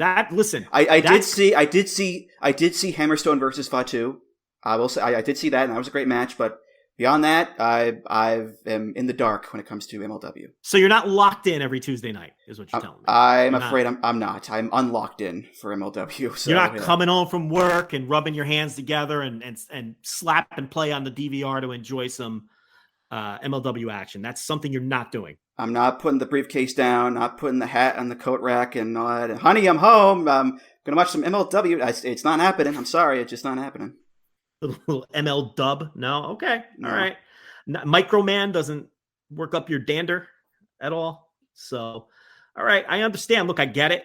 But Delirious makes the booking here. So you're telling me this is the original match. I believe you. Yep. Look, I thought this was fine for the people involved, but I think that we can move on to the Pure Rules match, a ROH Pure Rules match on this New Japan show with Alex Coughlin versus Tracy Williams. I thought this was really good. Me too. I went 4 stars on this. I like this one a lot. Wow. Yeah.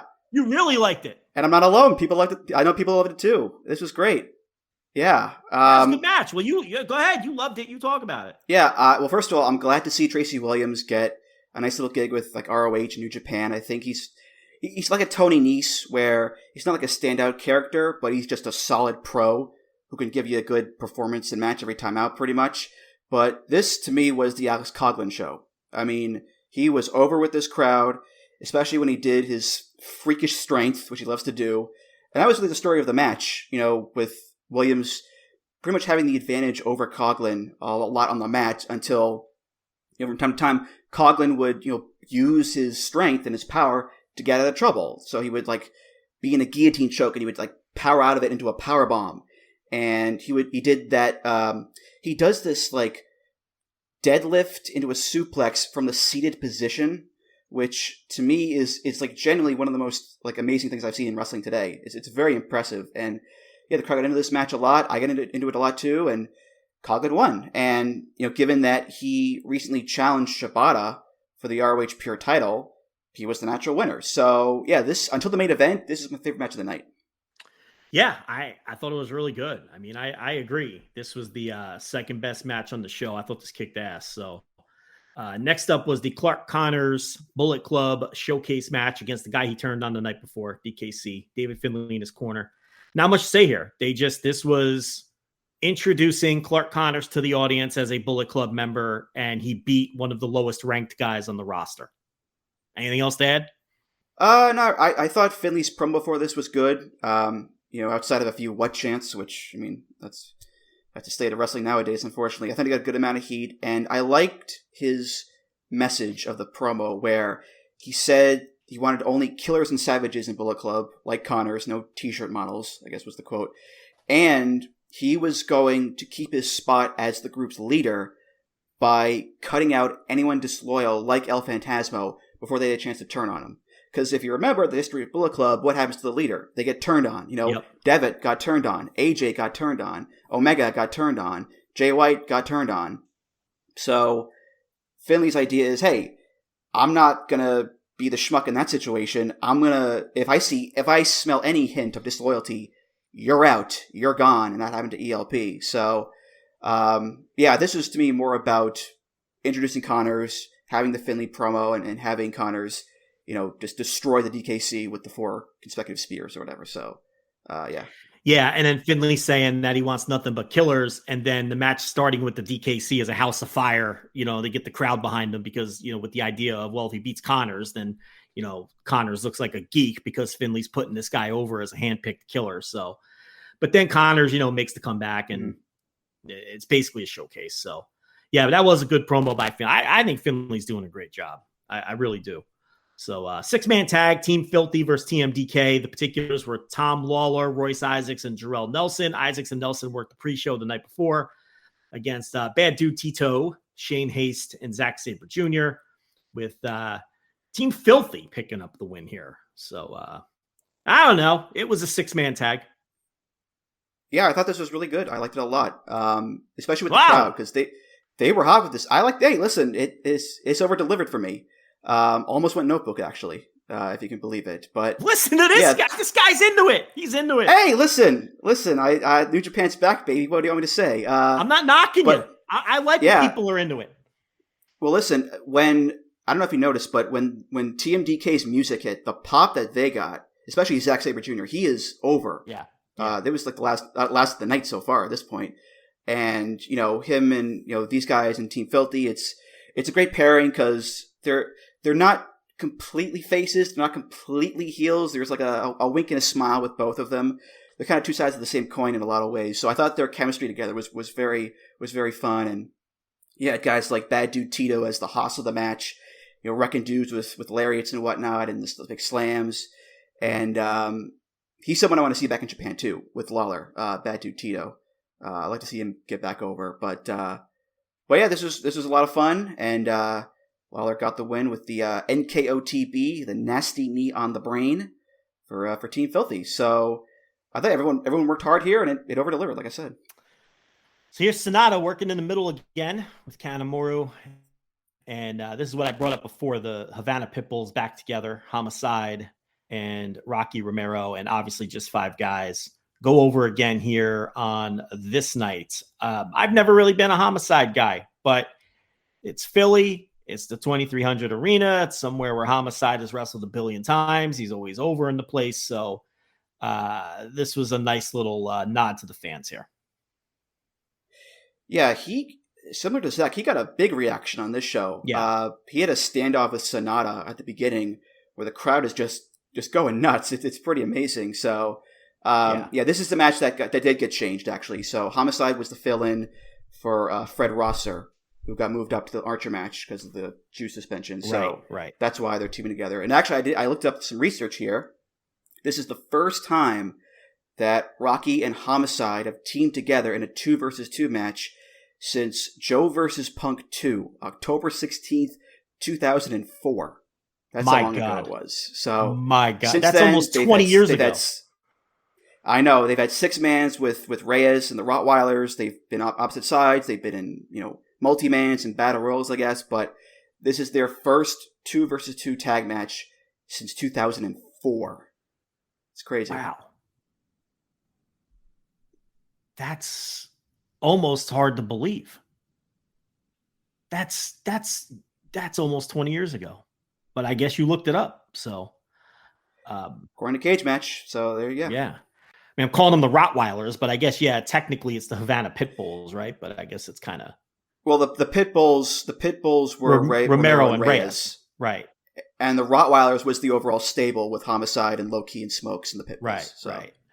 So, just 5 guys pick up the win there. AEW International title, Orange Cassidy versus Gabe Kidd. I thought this was a good match.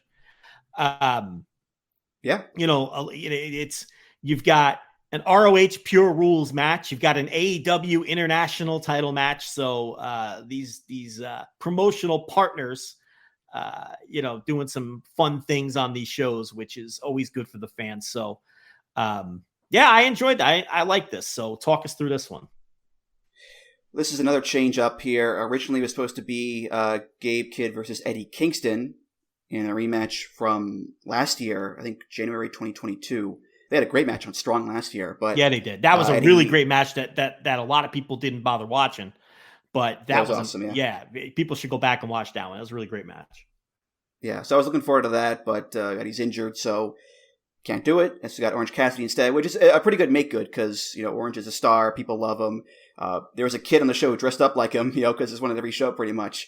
But yeah, and he's reliable too. I think looking at my matches of the year, Orange hasn't peaked super high, but he's always been reliable as a guy you can have on a show to give you a good match and get the crowd invested in a lot of things. And he's wrestled almost every week on AEW too, so he's had a lot of good matches on the show. So he's having a really good year. I think he's been very consistent. He's been a very good champion as well.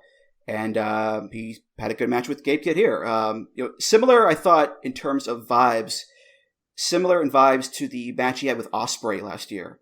It wasn't as great as that match, obviously, but I thought Gabe Kidd played a very similar role as, the aggressive British, jock dude bro, or dude bruv, as Ospreay would say, who bullies the smaller Cassidy. And he did that. He tossed him around and bullied him around. He called out Shibata at one point, and Cassidy would use his speed, use his quickness to win the match. And what was cool about this too is Cassidy has been selling the injured hand the past couple of weeks in the matches against Dralistico and Buddy Matthews in AEW, and he did that here. He hit the orange punch on Gabe Kidd. Kidd no-sold it, hit the rebound lariat for a close 2 count, and then Kidd went for a Kimura. And much like the match against Buddy Matthews, Orange had to bust out the mousetrap and get the win that way, with the roll up, with the Flash Cradle win there. So, another really good match on the show, and another good Orange Cassidy match, and yeah. So LIJ beats the Bullet Club. It was Hiromu and Naito who lost the night before, as we already discussed, and it was the Bullet Club combination of Kenta and Chase Owens on this night. So it was the LIJ side picking up the win in this one. Yeah, shtick heavy at the beginning, as you would expect, but I thought it was interesting that Naito actually hit the Destino on this show to win, which I guess he must have been in a good mood that day. But again, similar to the match on the previous show with Just 5 Guys, very much kind of a road to style match. Nothing special really. But again, the crowd was super hot for Naito and Hiromu, so they were happy with it, I guess.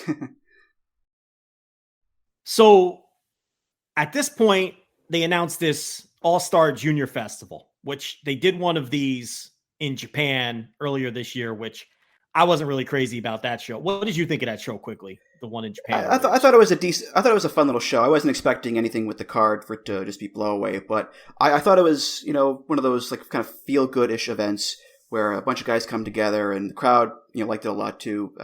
So yeah, it wasn't like a show of the year contender or anything like that, but I thought it was just a fun show to put on and watch this for some wrestling. So we're getting one here, and we're getting it in the ECW arena, and this crowd went fucking apeshit for this announcement. This may have been the biggest pop of the night. No exaggeration. I mean, these people, I couldn't believe how hard they popped for the announcement of this All-Star Junior deal, which, it's probably going to be similar to the one in Japan, except, instead of having every grimy Japanese indie involved, you're going to have New Japan, AEW, ROH, and, probably some other, Impact, I'm sure, is going to be involved in some form or fashion. And then maybe some guys off of the indies. But, I mean, it's a good idea. And, based on the response that they got, look, there were 1,000 people at the show. And based off the way the fans responded, it seems like a lot of them are going to be interested in buying tickets for this thing. I heard the tickets are very expensive, so they're probably going to do a big gate, which again, I heard that this show did the biggest New Japan gate in the history of this building. And I know they've run it a few times before. So that surprised me with just under 1,000 fans. They had 2,200 fans in DC the night before, which I know that didn't fill up that building, but to draw 2,200 fans, with the super weak television that New Japan has in America right now, I mean, 2,200 fans, look, I don't want to go too crazy, but that's like a really bad, like when AEW does a Rampage. You know what I mean? Like when AEW does a Rampage and it's a bad number, like that's the same neighborhood that 2,200 fans is. That's really pretty good for New Japan, for a show like this. And then they come back in Philly and do, from what I understand, was the biggest gate that they've ever done in Philly. And then they announce this show and the place just goes fucking bananas. So you figure that show is going to do well. It has super expensive tickets. So I don't know. Fuck it. It seemed like people were really excited about it. So Rocky comes out and makes the announcement, and everyone's all fired up, and good for them. I think the date is what? August 16th, if I'm not mistaken. 21st. August 21st. Is that a Saturday or a Friday? Let me see. I can figure that out. That is August 21st is a Monday? That doesn't make any sense. Hold on a second. Maybe I have the date wrong. Let me just maybe check. We've got the date wrong. It is August 19th. It is a Saturday. Okay. That's right, why. So, okay. That would have been really weird running on a Monday. Yeah. But so Monday, August 19th will be this junior festival. So we will be getting the Super Junior cards soon too. When they're announcing the Super Junior cards on... That is the Hiroshima show on the 28th, I believe. 27th, in Hiroshima. Yeah. This is a really weird tour, this Dontaku tour, because there's no Korakuen shows. That's really bizarre. But the Hiroshima show on the 27th, we're getting the Super Junior lineups. And the Super Junior tour runs in May through May. It wraps up around Dominion, I guess, will be the title match. So until May 28th. And then a couple, 2 or 3 months later, we get that junior show in Philly. But yeah, the crowd went absolutely bananas for this announcement. And then we had the IWGP tournament match, Lance Archer and Fred Rosser, a little show-to-show booking. Rosser comes out all banged up from the beating that Juice gave him the night before. And then Lance Archer does a little mic work, turns it into... did they call it? No DQ or false count anywhere or Philly street fight? Philadelphia street fight. Street fight. So he changes it. Archer challenges Rosser to a Philadelphia street fight, and the Valiant babyface, despite being all bandaged up from the night before, of course accepts the new stipulation, and then they brawl all over the building, ECW style. And Lance Archer beating him on his bandages with kendo sticks and everything else, and then Archer eventually defeats Rosser, the very game Fred Rosser, wrestling hurt, to advance in this little mini tournament to determine the number one contender for the U.S. title. Yeah, I thought it was okay. It was a typical kind of plunder, walk and brawl sort of thing.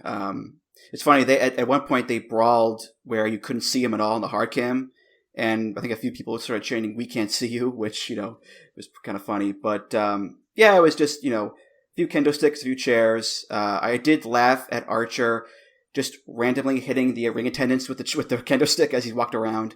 Yeah.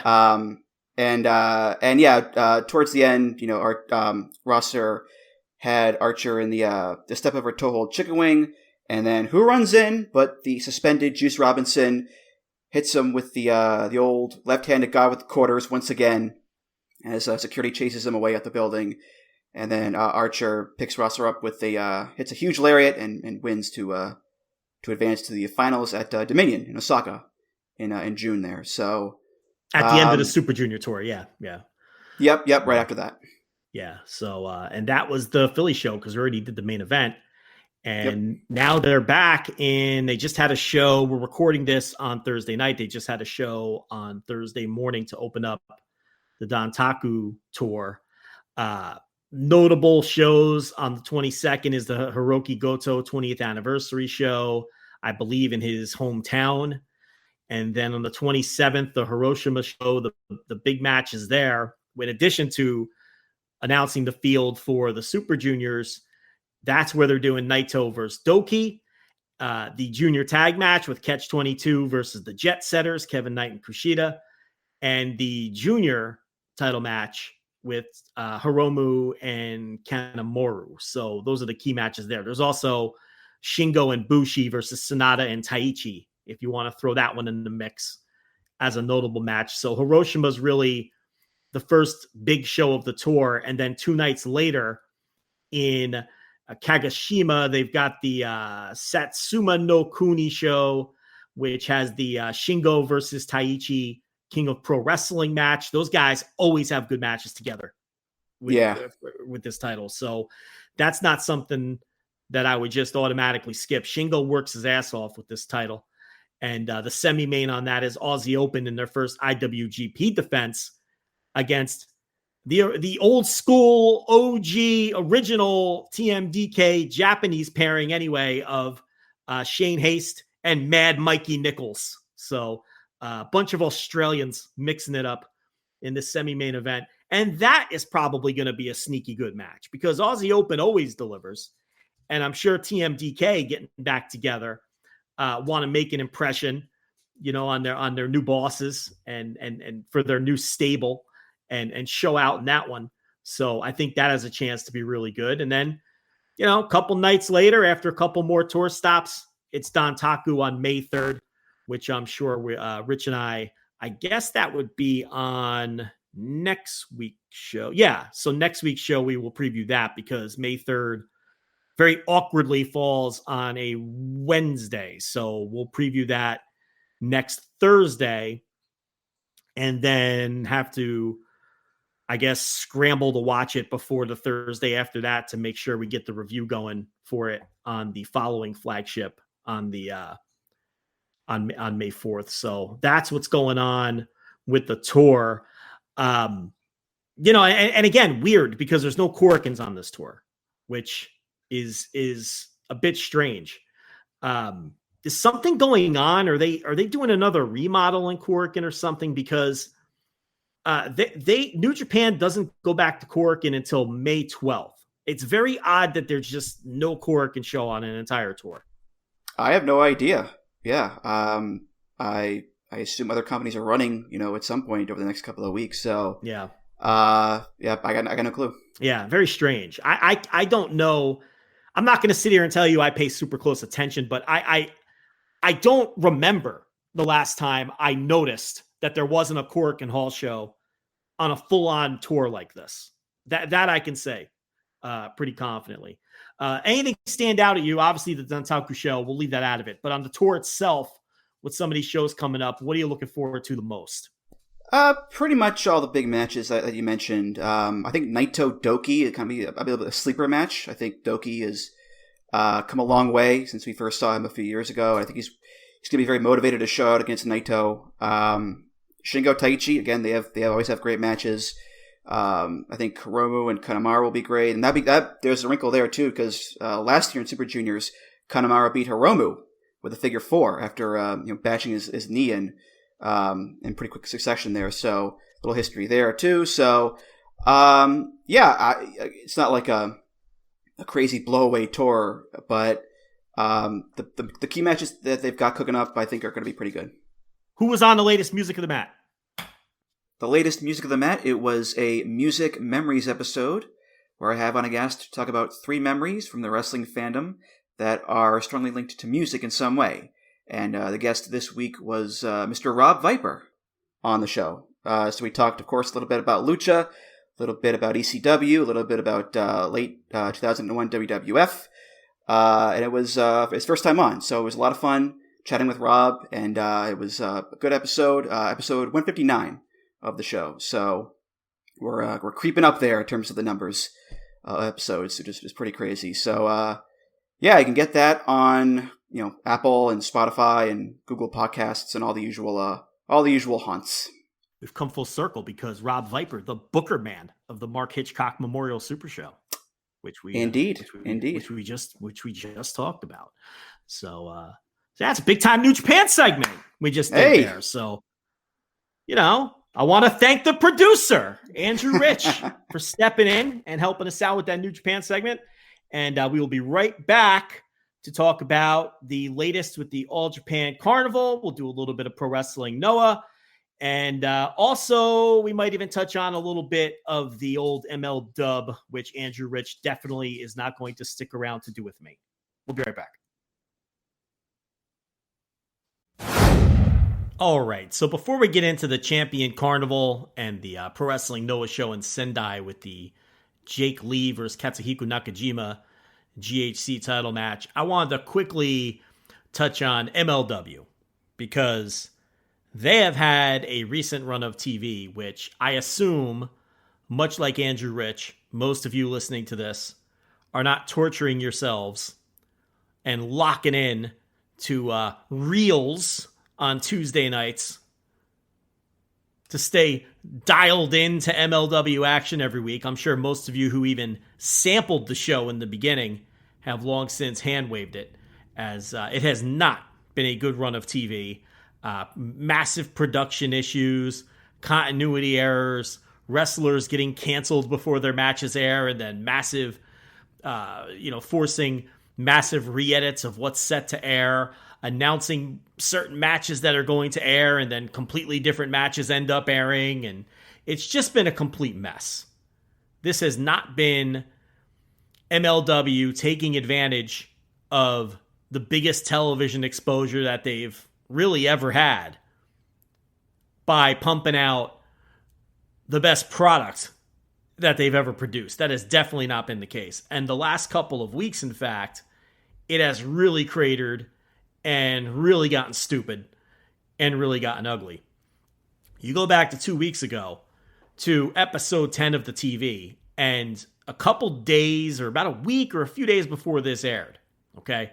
This was the dumpster match with Real One, which of course is Enzo, Microman, Mance Warner, and Matthew Justice, the 4-way dumpster match. And I guess the winner of this was earning a shot against Hammerstone, or they had already booked Real One against Hammerstone on the next set of tapings, or whatever the case was. It's very confusing because they don't really lay this stuff out very well on the TV show. But with Real One getting fired from the company a few weeks ago, as Rich and I talked about on the show, what they decided to do, since by many live reports, Real One won this dumpster match live. What they decided to do when he got fired to get around this was to edit the match in such a way to where Real One was no longer the winner of this dumpster match. The problem is, the way they chose to edit it made it very clear to anyone who was paying attention that they were bullshitting the audience. So let me set this up. So Real One is laid out on top of a dumpster, okay? Matthew Justice climbs to the top of a ladder inside the ring and sets up to do some kind of dive on top of Real One, who is on top of the dumpster, okay?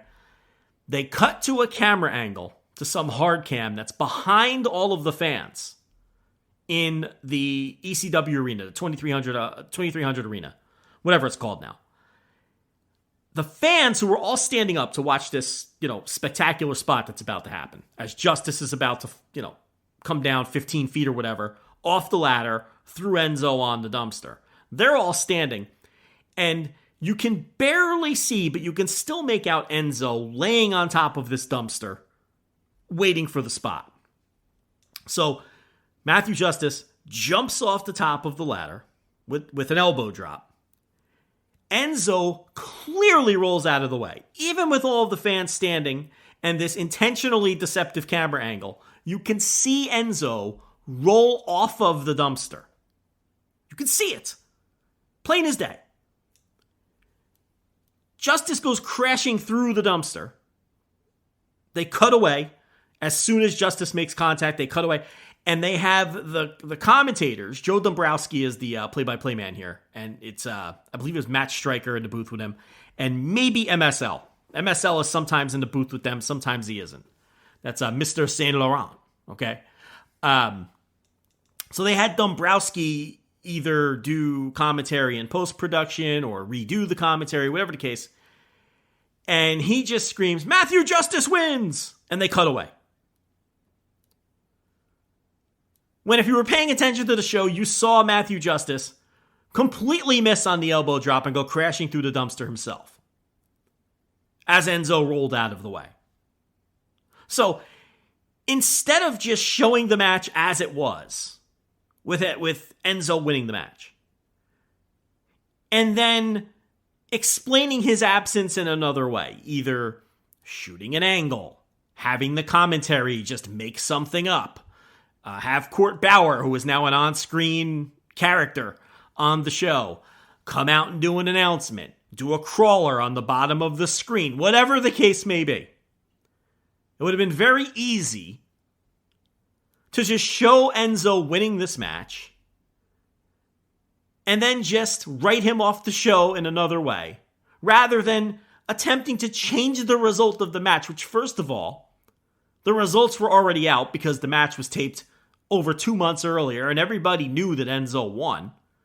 And number two, it was edited so poorly that we saw Justice missed Enzo with the elbow drop. We all saw it.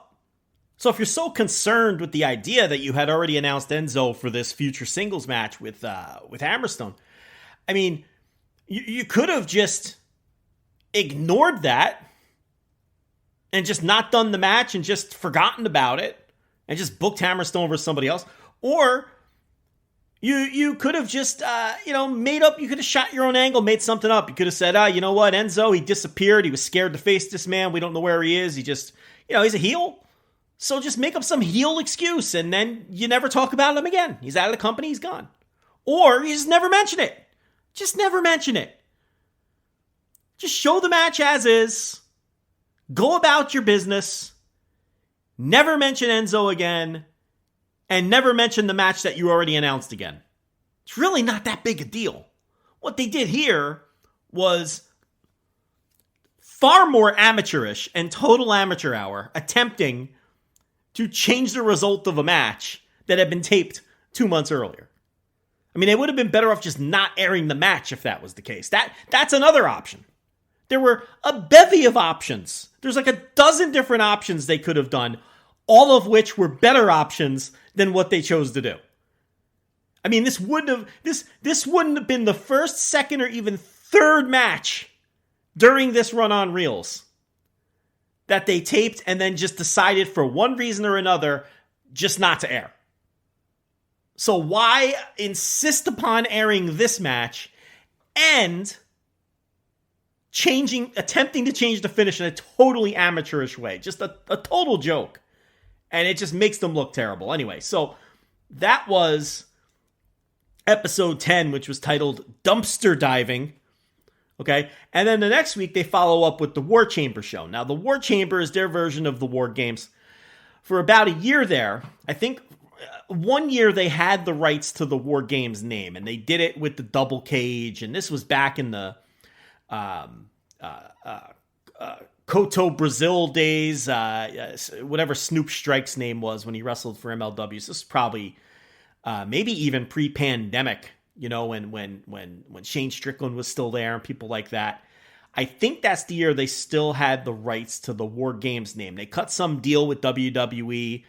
It's actually part of the current lawsuit that's happening right now, where all of this is cited, where they had some deal with WWE to use the War Games name for like one more year or something like that, and then they could never use it again. So ever since then, they've been calling it War Chamber.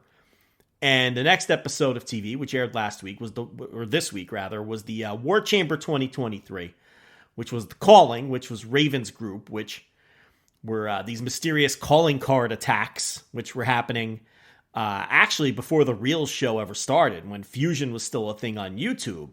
These calling card attacks that were going back many months. It started in 2022, where people would mysteriously get beaten up in hallways or in corridors, and they'd have like a playing card, and who's doing the calling card attacks. And then they started cutting into the broadcasts like Contra used to do. And it was basically a total ripoff of what they did with Contra years ago, just with a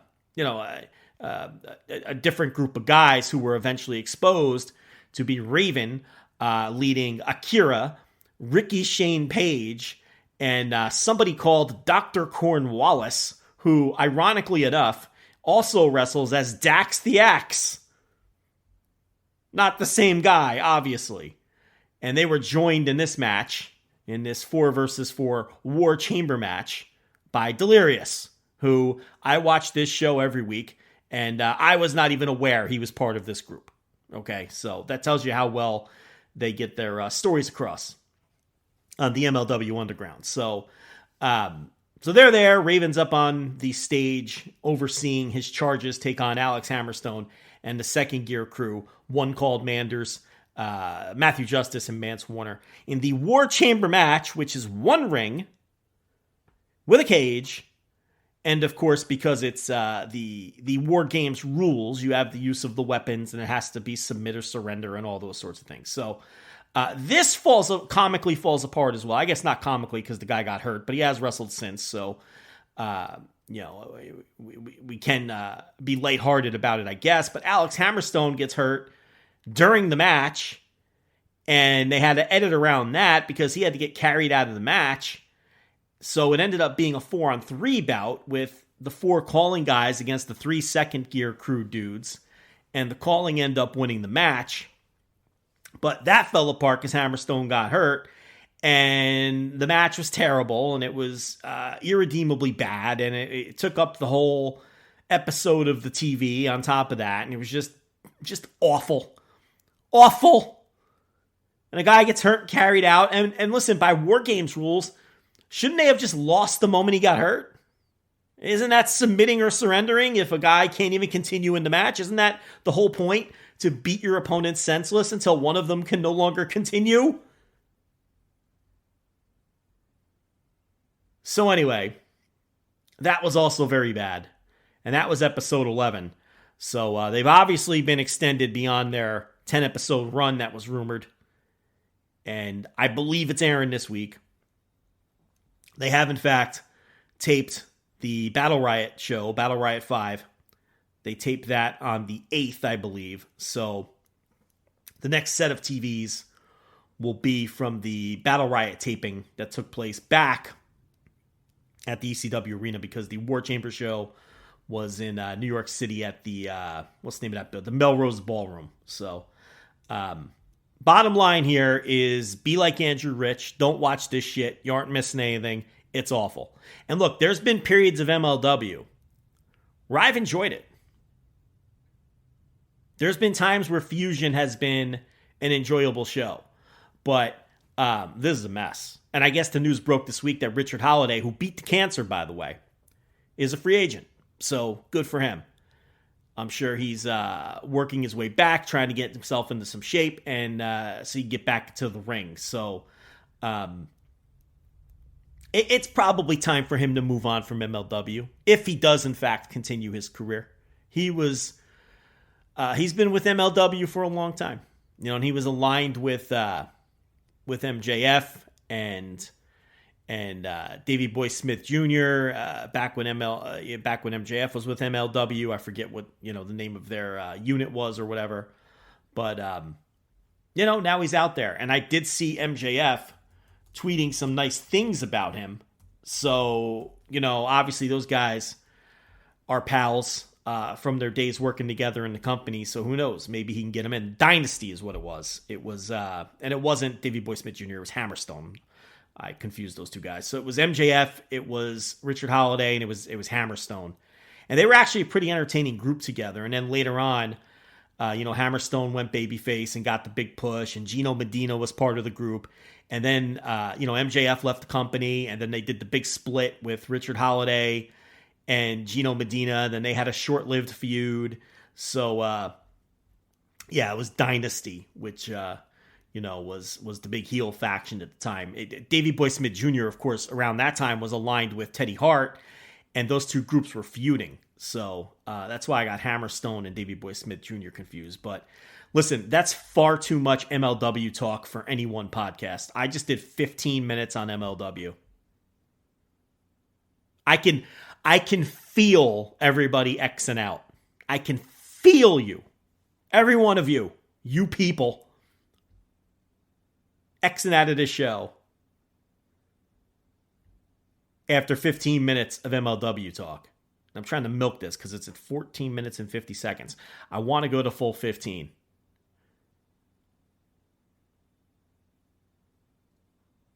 And there we have it. 15 minutes of MLW talk. All right, so let's do this Champion Carnival. Do a little All Japan. 2 more shows since the last time we spoke. The shows themselves, we'll get to that, but let's take a look at the standings. The big surprise is Block B, where Rai Saito, one of the Saito brothers, which, the best way I can describe this is having, a bad luck foul, one bad luck Fale in each block, except when Bad Luck Fale was still sort of fun and sort of charming, which is what these guys are. But anyway, Block B, Rai Saito is actually in the lead. He's undefeated with 6 points, and nobody was expecting this. Okay? Nobody. Now, he squashed Takeo Omori, and Takeo Omori is, in his 50s, and he's an injury replacement for Naoya Nomura, so he's not going to score any points. We've been saying that from the start. So that wasn't a surprise when he beat Takeo Omori in 90 seconds or whatever. But he's picked up a couple of, and he beat Tsuji Ishikawa, who's no longer really a pushed commodity, the big dog, the original big dog. He's not pushed anymore, and he's on the way down. But he beat Manabu Soya, which was the big surprise. And when you look at that match, Manabu Soya, of course, who is in from Noah, but he's one half of the All Japan Tag Team Champions with Kano, because they're doing this kind of interpromotional feud deal with All Japan and Noah, and Soya and Kano won the tag team titles. So keep an eye on that result with Rai Saito defeating Manabu Soya, because that probably sets up a tag team title shot for the Saitos. So that'll probably happen at some point at the end of this tour, after this tour, based on the fact that one of the brothers knocked off one of these, Soya, who's an Invader #1, who's one half of the All Japan Tag Team Champions. So that's the key result here. The other 2 wins that he's picked up were expected. I mean, I would have totally told you he was going to beat Omori, and I may not have picked him over Tsuji Ishikawa, but I'm certainly not surprised that he beat him. But the Soya win, that's a big one in terms of booking, because that means he's probably, along with his brother, going to get a tag title shot. Now, his brother, Jun Saito, he's in last place in the A block, so it's totally opposite booking. Jun Saito hasn't won a match. He's 0-3. He lost to Kento Miyahara, he lost to T-Hawk, and he lost to Cyrus. So, he wasn't going to beat Miyahara or T-Hawk, especially now that T-Hawk is the Gleet fucking T-Rex or whatever the fuck they call it champion. Okay? Cyrus was a winnable match, but he lost that one. So the one brother's 0-3 and the other's 3-0. But anyway, back in the B block, Saito leads it with 6 points.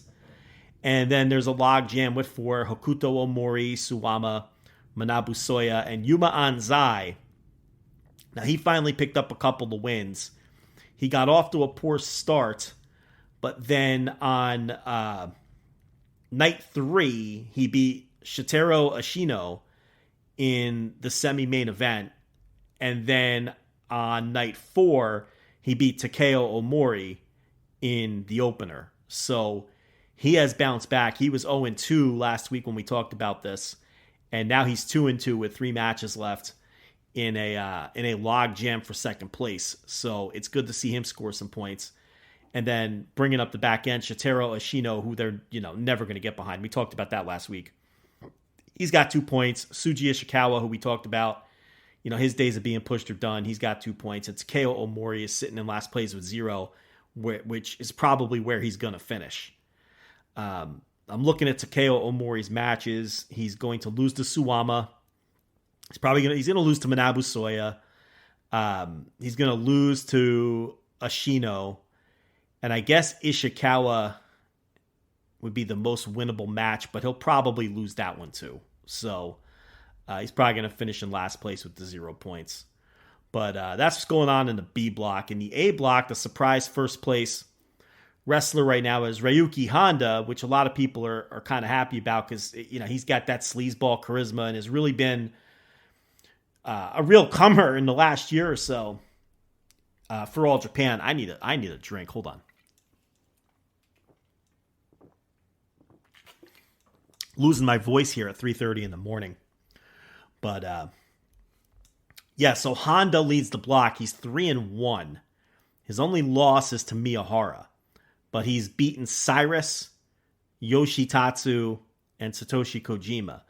The problem with Honda is he does have some big guns in front of him. He's got Aoyagi, he's got T-Hawk, and then his last match will be Jun Saito. So he very easily can go 1-2, and it wouldn't even stun me if he lost all 3. But he's in first place for now. And then there's a 4-way tie with the 4 points. Cyrus, Yuma Aoyagi, Kento Miyahara, and T-Hawk. Yuma Aoyagi got off to the great start we talked about last week. He beat Miyahara and T-Hawk back-to-back in main events. And the big result in the A block this week was the upset loss to Cyrus. Cyrus knocked him off in a big upset. And we talked about it last week. Because he beat 2 of the other favorites right out of the gate, he was going to have to lose to some of these people that you didn't expect him to lose to in order to make the block competitive. And that's exactly how it played out. We know what we're talking about here on the Flagship, okay? So he's already suffered one upset and lost to Cyrus. Miyahara, since he lost to Aoyagi, has beaten Honda, and he has also beaten Jun Saito. And then T-Hawk, since he lost to Aoyagi, he's actually has 4 matches in. He has defeated Jun Saito and Satoshi Kojima. And he was also upset by Yoshitatsu. So it's going to be hard. I don't see much of a path for T-Hawk. He's got the match versus Kento Miyahara coming up, which is going to be a great match. I can't wait for that one. And then he's got Cyrus and Honda as well. I guess so, because he does have the match against Honda. So we'll see. And then the back end, these guys pretty much are going to be non-entities. Satoshi Kojima's only got 2 points. He's gotten off to a 1-2 start.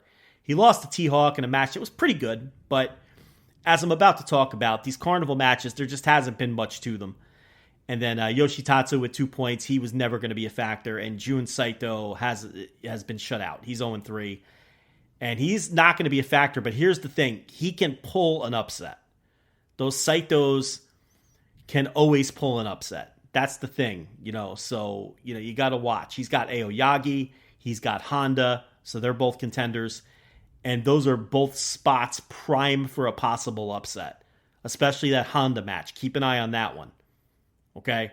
And then he's got matches against Yoshitatsu and Kojima where the result's not really going to matter because none of those guys are really in the mix. So as far as the shows themselves, the show on the 15th, which was night 3, there really weren't any matches on either of these shows that I can strongly recommend to you guys to go out of your way to watch.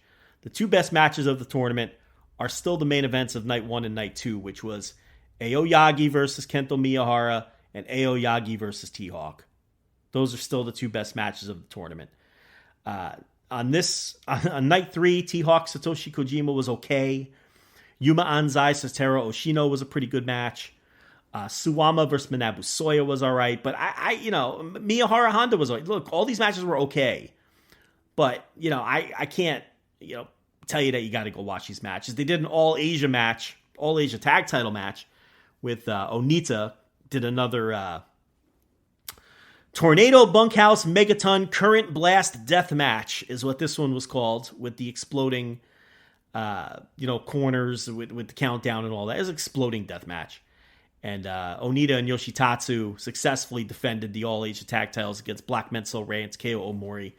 And the explosions went off and everything. And, Onita's one half of the All Asia Tag Champs. It's not really doing any harm, I guess. The show drew a little under 1,000 fans to Nagoya, that conference hall there in Nagoya, 935 fans. Is Onita adding to that? Is he helping them draw a couple, 50, 100, 150 extra fans? Maybe. I don't know.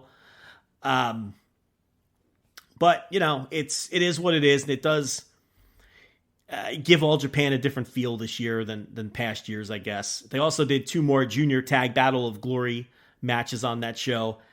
All 4 teams in this tournament are tied at 2 points. So, if you're into the 2023 All Japan Junior Tag Battle of Glory, you're in for an exciting finish as all the teams are tied, and the matches have been fine. But again, I thought the matches on last week's shows were better than the matches this week as well. So if you've fallen behind on Carnival, it's all about the main events on night 1 and 2 and the Junior Battle of Glory matches from the early shows as well. I really think both of these shows are a full skip. On night 4, which was in Shizuoka in front of about 500 fans, the main event was Tsuji Ishikawa and Suwama. God bless them. They worked hard. They went almost 20 minutes. But the big dog just don't have it in him anymore.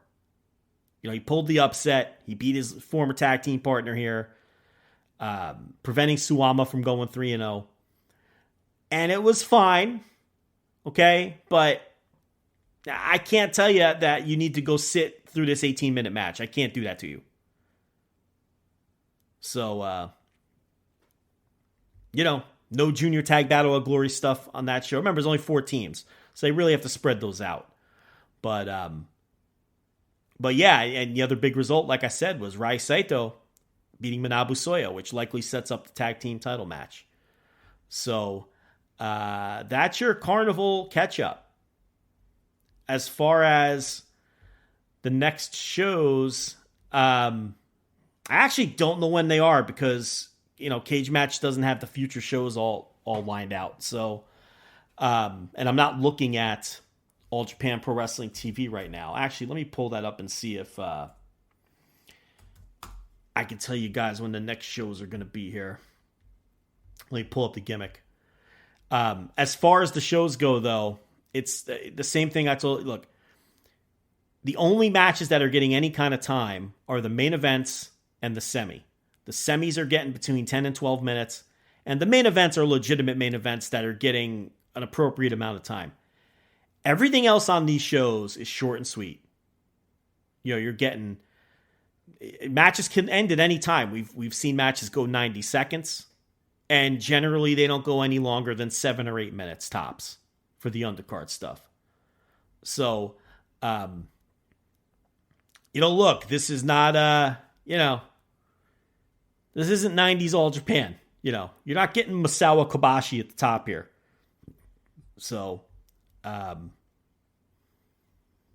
let's see if I could figure out when these next shows are coming up. As I attempt very badly to navigate this site. Where's the schedule? Is there a fucking schedule on here?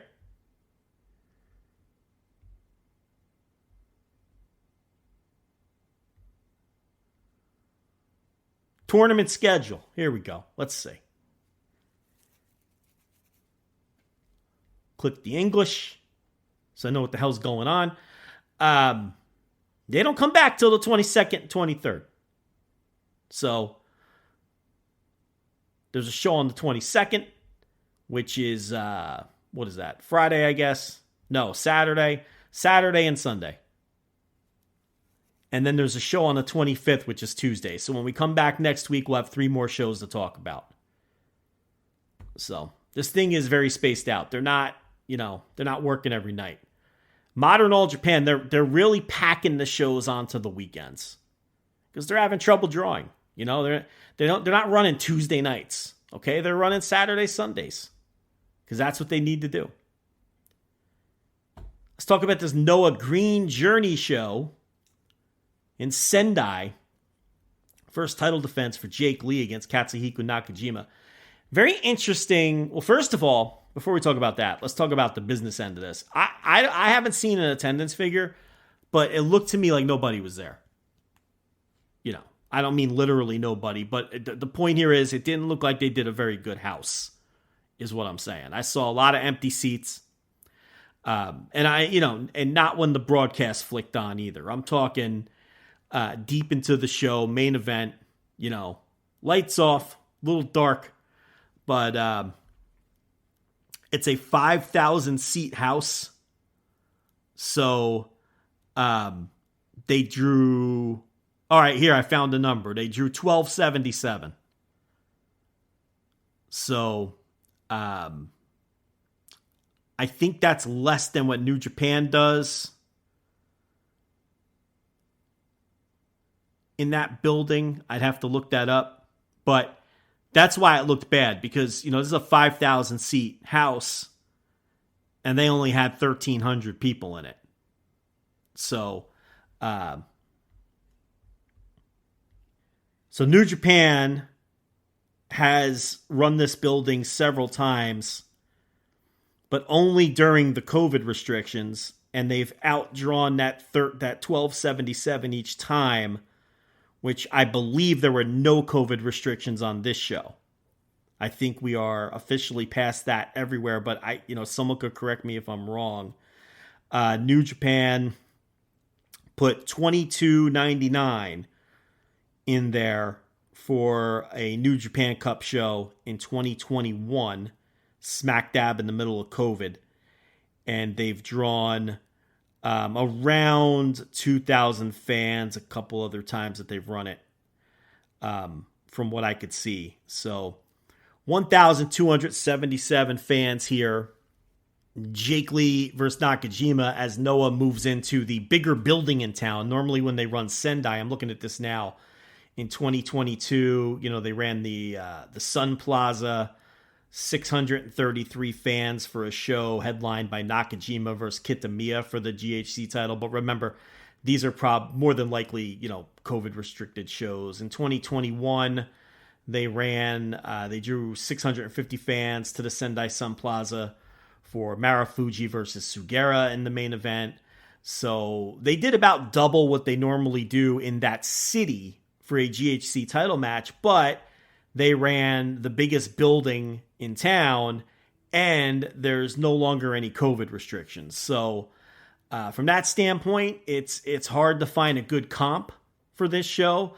I guess we'll have to see the next time they run it, and they run this city, if they come back to this building, this ZBO Arena Sendai, and what they run on top and what they do in comparison to this. But it certainly didn't look good on the broadcast when you have this big building and, there's only 1,200 people there. So there were a lot of visible empty seats. Anyway, the main event was Jake Lee and Nakajima, and it was a very interesting layout to this match because Nakajima just beat the living shit out of him. And he kept beating the living shit out of him. And then he hit the brain buster, and he gets the 2 count, and he gets the near fall, which Jake Lee, and he's hardly the only one guilty of this, totally tipped it off by staring at the referee doing the count. So you knew he was going to kick it. I hate when guys do that. There's a few wrestlers who don't do that. Okada's one of them. There's a few others, but totally gave it away that he was going to kick out. And then from there, Jake Lee just kind of took over. He kind of just took over the match, and then he hit the big boots on Nakajima that he's been beating people with. And Nakajima took an incredible bump. The finish looked great. Nakajima did a flip bump off of this big boot, and Lee pinned him. There was no, this wasn't like a back and forth, classic Japanese world title match where, guys are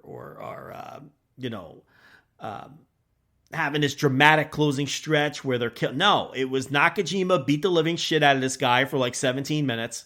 Jake Lee survived a brain buster, and then he came back, hit him with the boot to the face, and beat him. So from that standpoint, interesting match structure. Good match. Can't call it a great match. I'd probably go 3.5, 3 3/4, somewhere in that neighborhood. Cage Match has it at 8.11, so they like it a little bit better than I did, but same basic neighborhood. And Jake Lee's next opponent's going to be Marufuji, so he should get by Marufuji as well. You never know, I guess, but he should get by Marufuji as well. And there you go. So Jake Lee, you're reigning and defending. Hayata is your new junior champion. My boy Amakusa gets knocked off here in 13 minutes. I always like these Amakusa matches much better than everybody else. This guy just connects with me. He's dynamic. He's interesting. He has a quiet charisma, and I have no use for Hayata. I mean, just none. I'm so sick of these former Rattels guys. None of them do a thing for me. But at any rate, there you go. We have a new junior champion. We also have new junior tag team champions as the good-looking guy representatives. Tarasuke and Yohei defeat Eita and Yoshinari Ogawa. These Noah junior tag title matches have not been good lately. I mean, Ogawa's still Ogawa, and but the match is just they're just not good. I don't know what it is. It's just there's no energy, there's no excitement. They don't have any juice, and this was another example of that. But look, the good-looking guys unit, along with Jake Lee, this continues their push. It's funny how good-looking guys and just 5 guys. I mean, there's just so many comparisons that can be made, and they're both of these units being pushed here. at the same time in the two different companies with two new world champions. Jake Lee, Sonata, and Yuji Nagata are your three, big-time world champions in Japan right now. That's just weird. It's just really fucking weird. And Yuji Nagata is the Triple Crown champion. Jake Lee is the GHC champion. And Sonata is the IWGP champion. If someone woke up out of a coma, right, from like 2013 or something, it'd be like, you'd think Nagata would be the IWGP, Sonata would be the Triple Crown, and Jake Lee would be the GHC, right? Or Jake Lee would be the Triple Crown. I don't know. They all hold the wrong titles. This is my point. And it's a weird batch of world champions. But good-looking guys are collecting belts now. One belt they didn't collect was the national title. Jack Morris comes up short against El Hijo del Dr. Wagner Jr. I'll say this about these two guys. First of all, this may have been the best match of the night. This kicked ass. They did a big table spot. They did a bunch of very flashy, high-risk, high spots in this match, including the table spot, which was the big spot in the match. But I want to make a larger point. So El Hijo del Dr. Wagner Jr. retains the title. Match went almost 25 minutes. It was the longest match on the show. It was arguably the best match on the show, either this or the main event. I'd rate it right around the same, 3 3/4, somewhere in there. Can't kill you if you go notebook. It didn't quite get there for me, but it was close. But these are two guys that Noah has really found that were diamonds in the rough and have been great additions to the roster. Both of these guys. And they didn't have to steal them from other companies. These guys didn't have to jump from it. Jack Morris, they just fucking... Nobody listened to this. I'd be surprised if there's 10 people listening to this who knew who Jack Morris was before he came to Noah. I mean, they just plucked him from total obscurity. Okay? And he's been good. He's got a good look. He can work a little. Rev Pro's starting to book him now, so his career's starting to pick up some steam. This Jack Morris acquisition has totally worked out for both him and Pro Wrestling Noah. Now, El Hijo del Dr. Wagner Jr., he's been with Noah longer than you think. I mean, he's been there for like 5 years now. And, took little breaks during the pandemic, because things got stupid, right? But he was just an independent luchador for years. For years, just bouncing around the indies. And again, Noah brings him in. And he's been, he's slowly moved up the card and he's been nothing but solid. And he's very often one of my favorite guys when they have these big shows. He's very often, almost always, one of the top performers on the show. And that played out again here. So I could definitely recommend that match, national title match, and the main event. I like the junior match too, because I like Amaku. I don't like Hayata, but that match is sitting at 5.79 on Cage Match. And I thought it was a better match than that. This was better than a 2.5 star match or a 2 3/4 star match. It was like a 3 1/4 star match, and it was a title change. So I would watch that too. I would skip the junior tag title match though. That's a waste of time. Now the heavyweight tag title match. Shohei Taniguchi and Takashi Sugiura, they win the tag titles from Daike Inaba and Masa Kitamiya. Now that Taniguchi win over Sugiura makes more sense. And, because they were going to form the tag team and they built a story off of that. So I'll cut them a break. I know I buried them for that result when it happened, but Taniguchi's getting his once every 3 years push. That's what's happening right now. If you've been following Noah for a long time, he gets a push like once every 3 or 4 years, and this is it. So the match was pretty good. It was okay, and the crowd popped for it.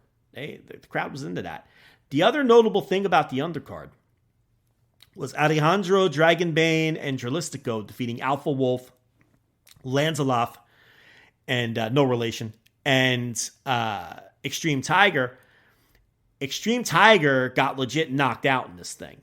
He took 3 straight flippy doos from the opponents, and I think he got knocked out by the first one, where he took a couple of knees to to the midsection. He get the wind knocked out of him, and maybe his head hit the mat. I don't know what happened, but he froze up, like he stiffened up like when a UFC fighter gets knocked out. But then the other two guys were in the middle of doing the spot, and I guess they didn't notice, and they both dived on him.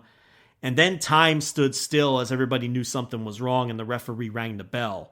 So they got the stretcher out, and they took him out of there.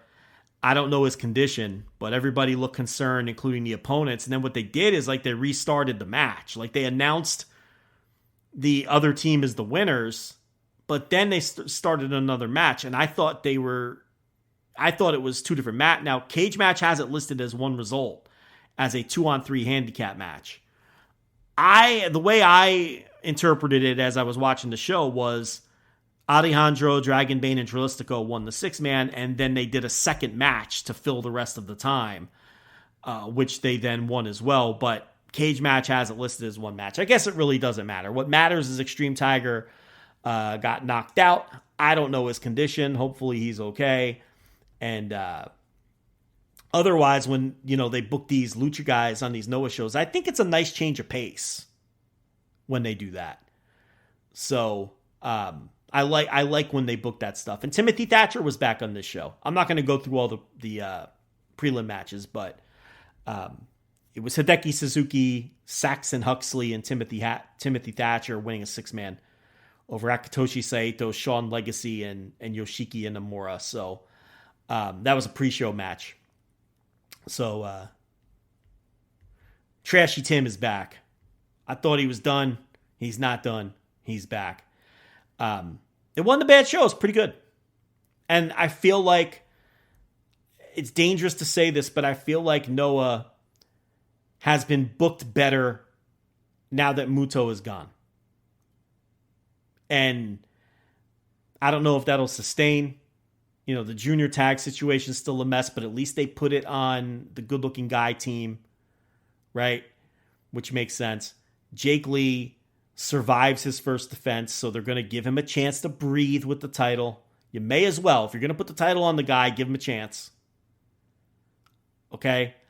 I like the national title stuff, so there seems to be, the booking seems to be, like, during that Muto era, there was no rhyme or reason to any of the booking decisions. It was all over the place. And it was hard to predict anything because it was like, well, who do you think will win this? And you're just like, fuck, I don't know. They do random title changes. Weird people beat, people win who shouldn't. It doesn't make, a lot of what they did made no sense. Couldn't make any sense of it.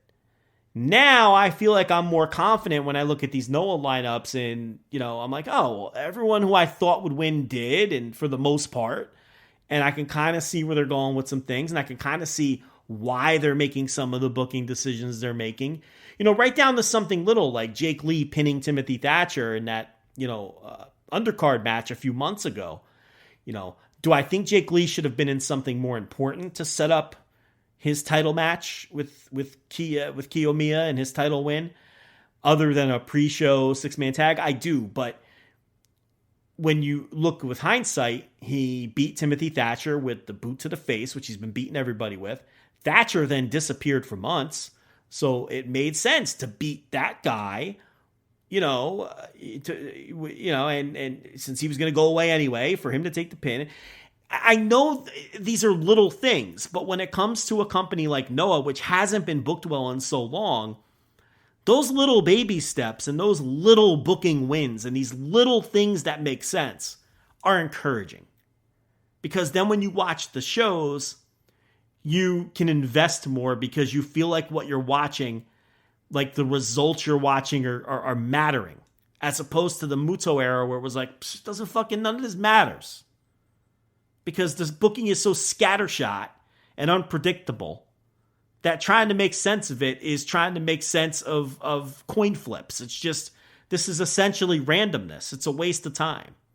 It's like trying to make sense of dice rolls or randomizers, Now you can watch these shows and sink your teeth into them and think your way through, and, you see a result and kind of maybe try to figure where it's going to go or try to figure why they made the decisions they made, because the last couple of months worth of shows, there's been some rhyme and reason to the booking and the booking decisions that they've been making.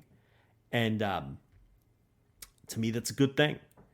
There's nothing worse than wrestling that is poorly booked. It's just it's an exercise in frustration trying to be a fan. So that was Noah and Sendai. And that's another great flagship. Semi-solo effort. Big thanks to the producer, Andrew Rich, not only for stepping in to help me out with the New Japan, but for helping to put this show all together. Rich will be back next week. And that's it for me. Take care. Hurry and shop the final days of Springfest at Lowe's. Ready to get started on your spring planting? Right now, get select Bonnie 19.3-ounce vegetables and herbs, 3 for $12. Save on indoor updates, too, with up to 40% off select bathroom faucets and vanities. Shop Lowe's today, because Lowe's knows spring.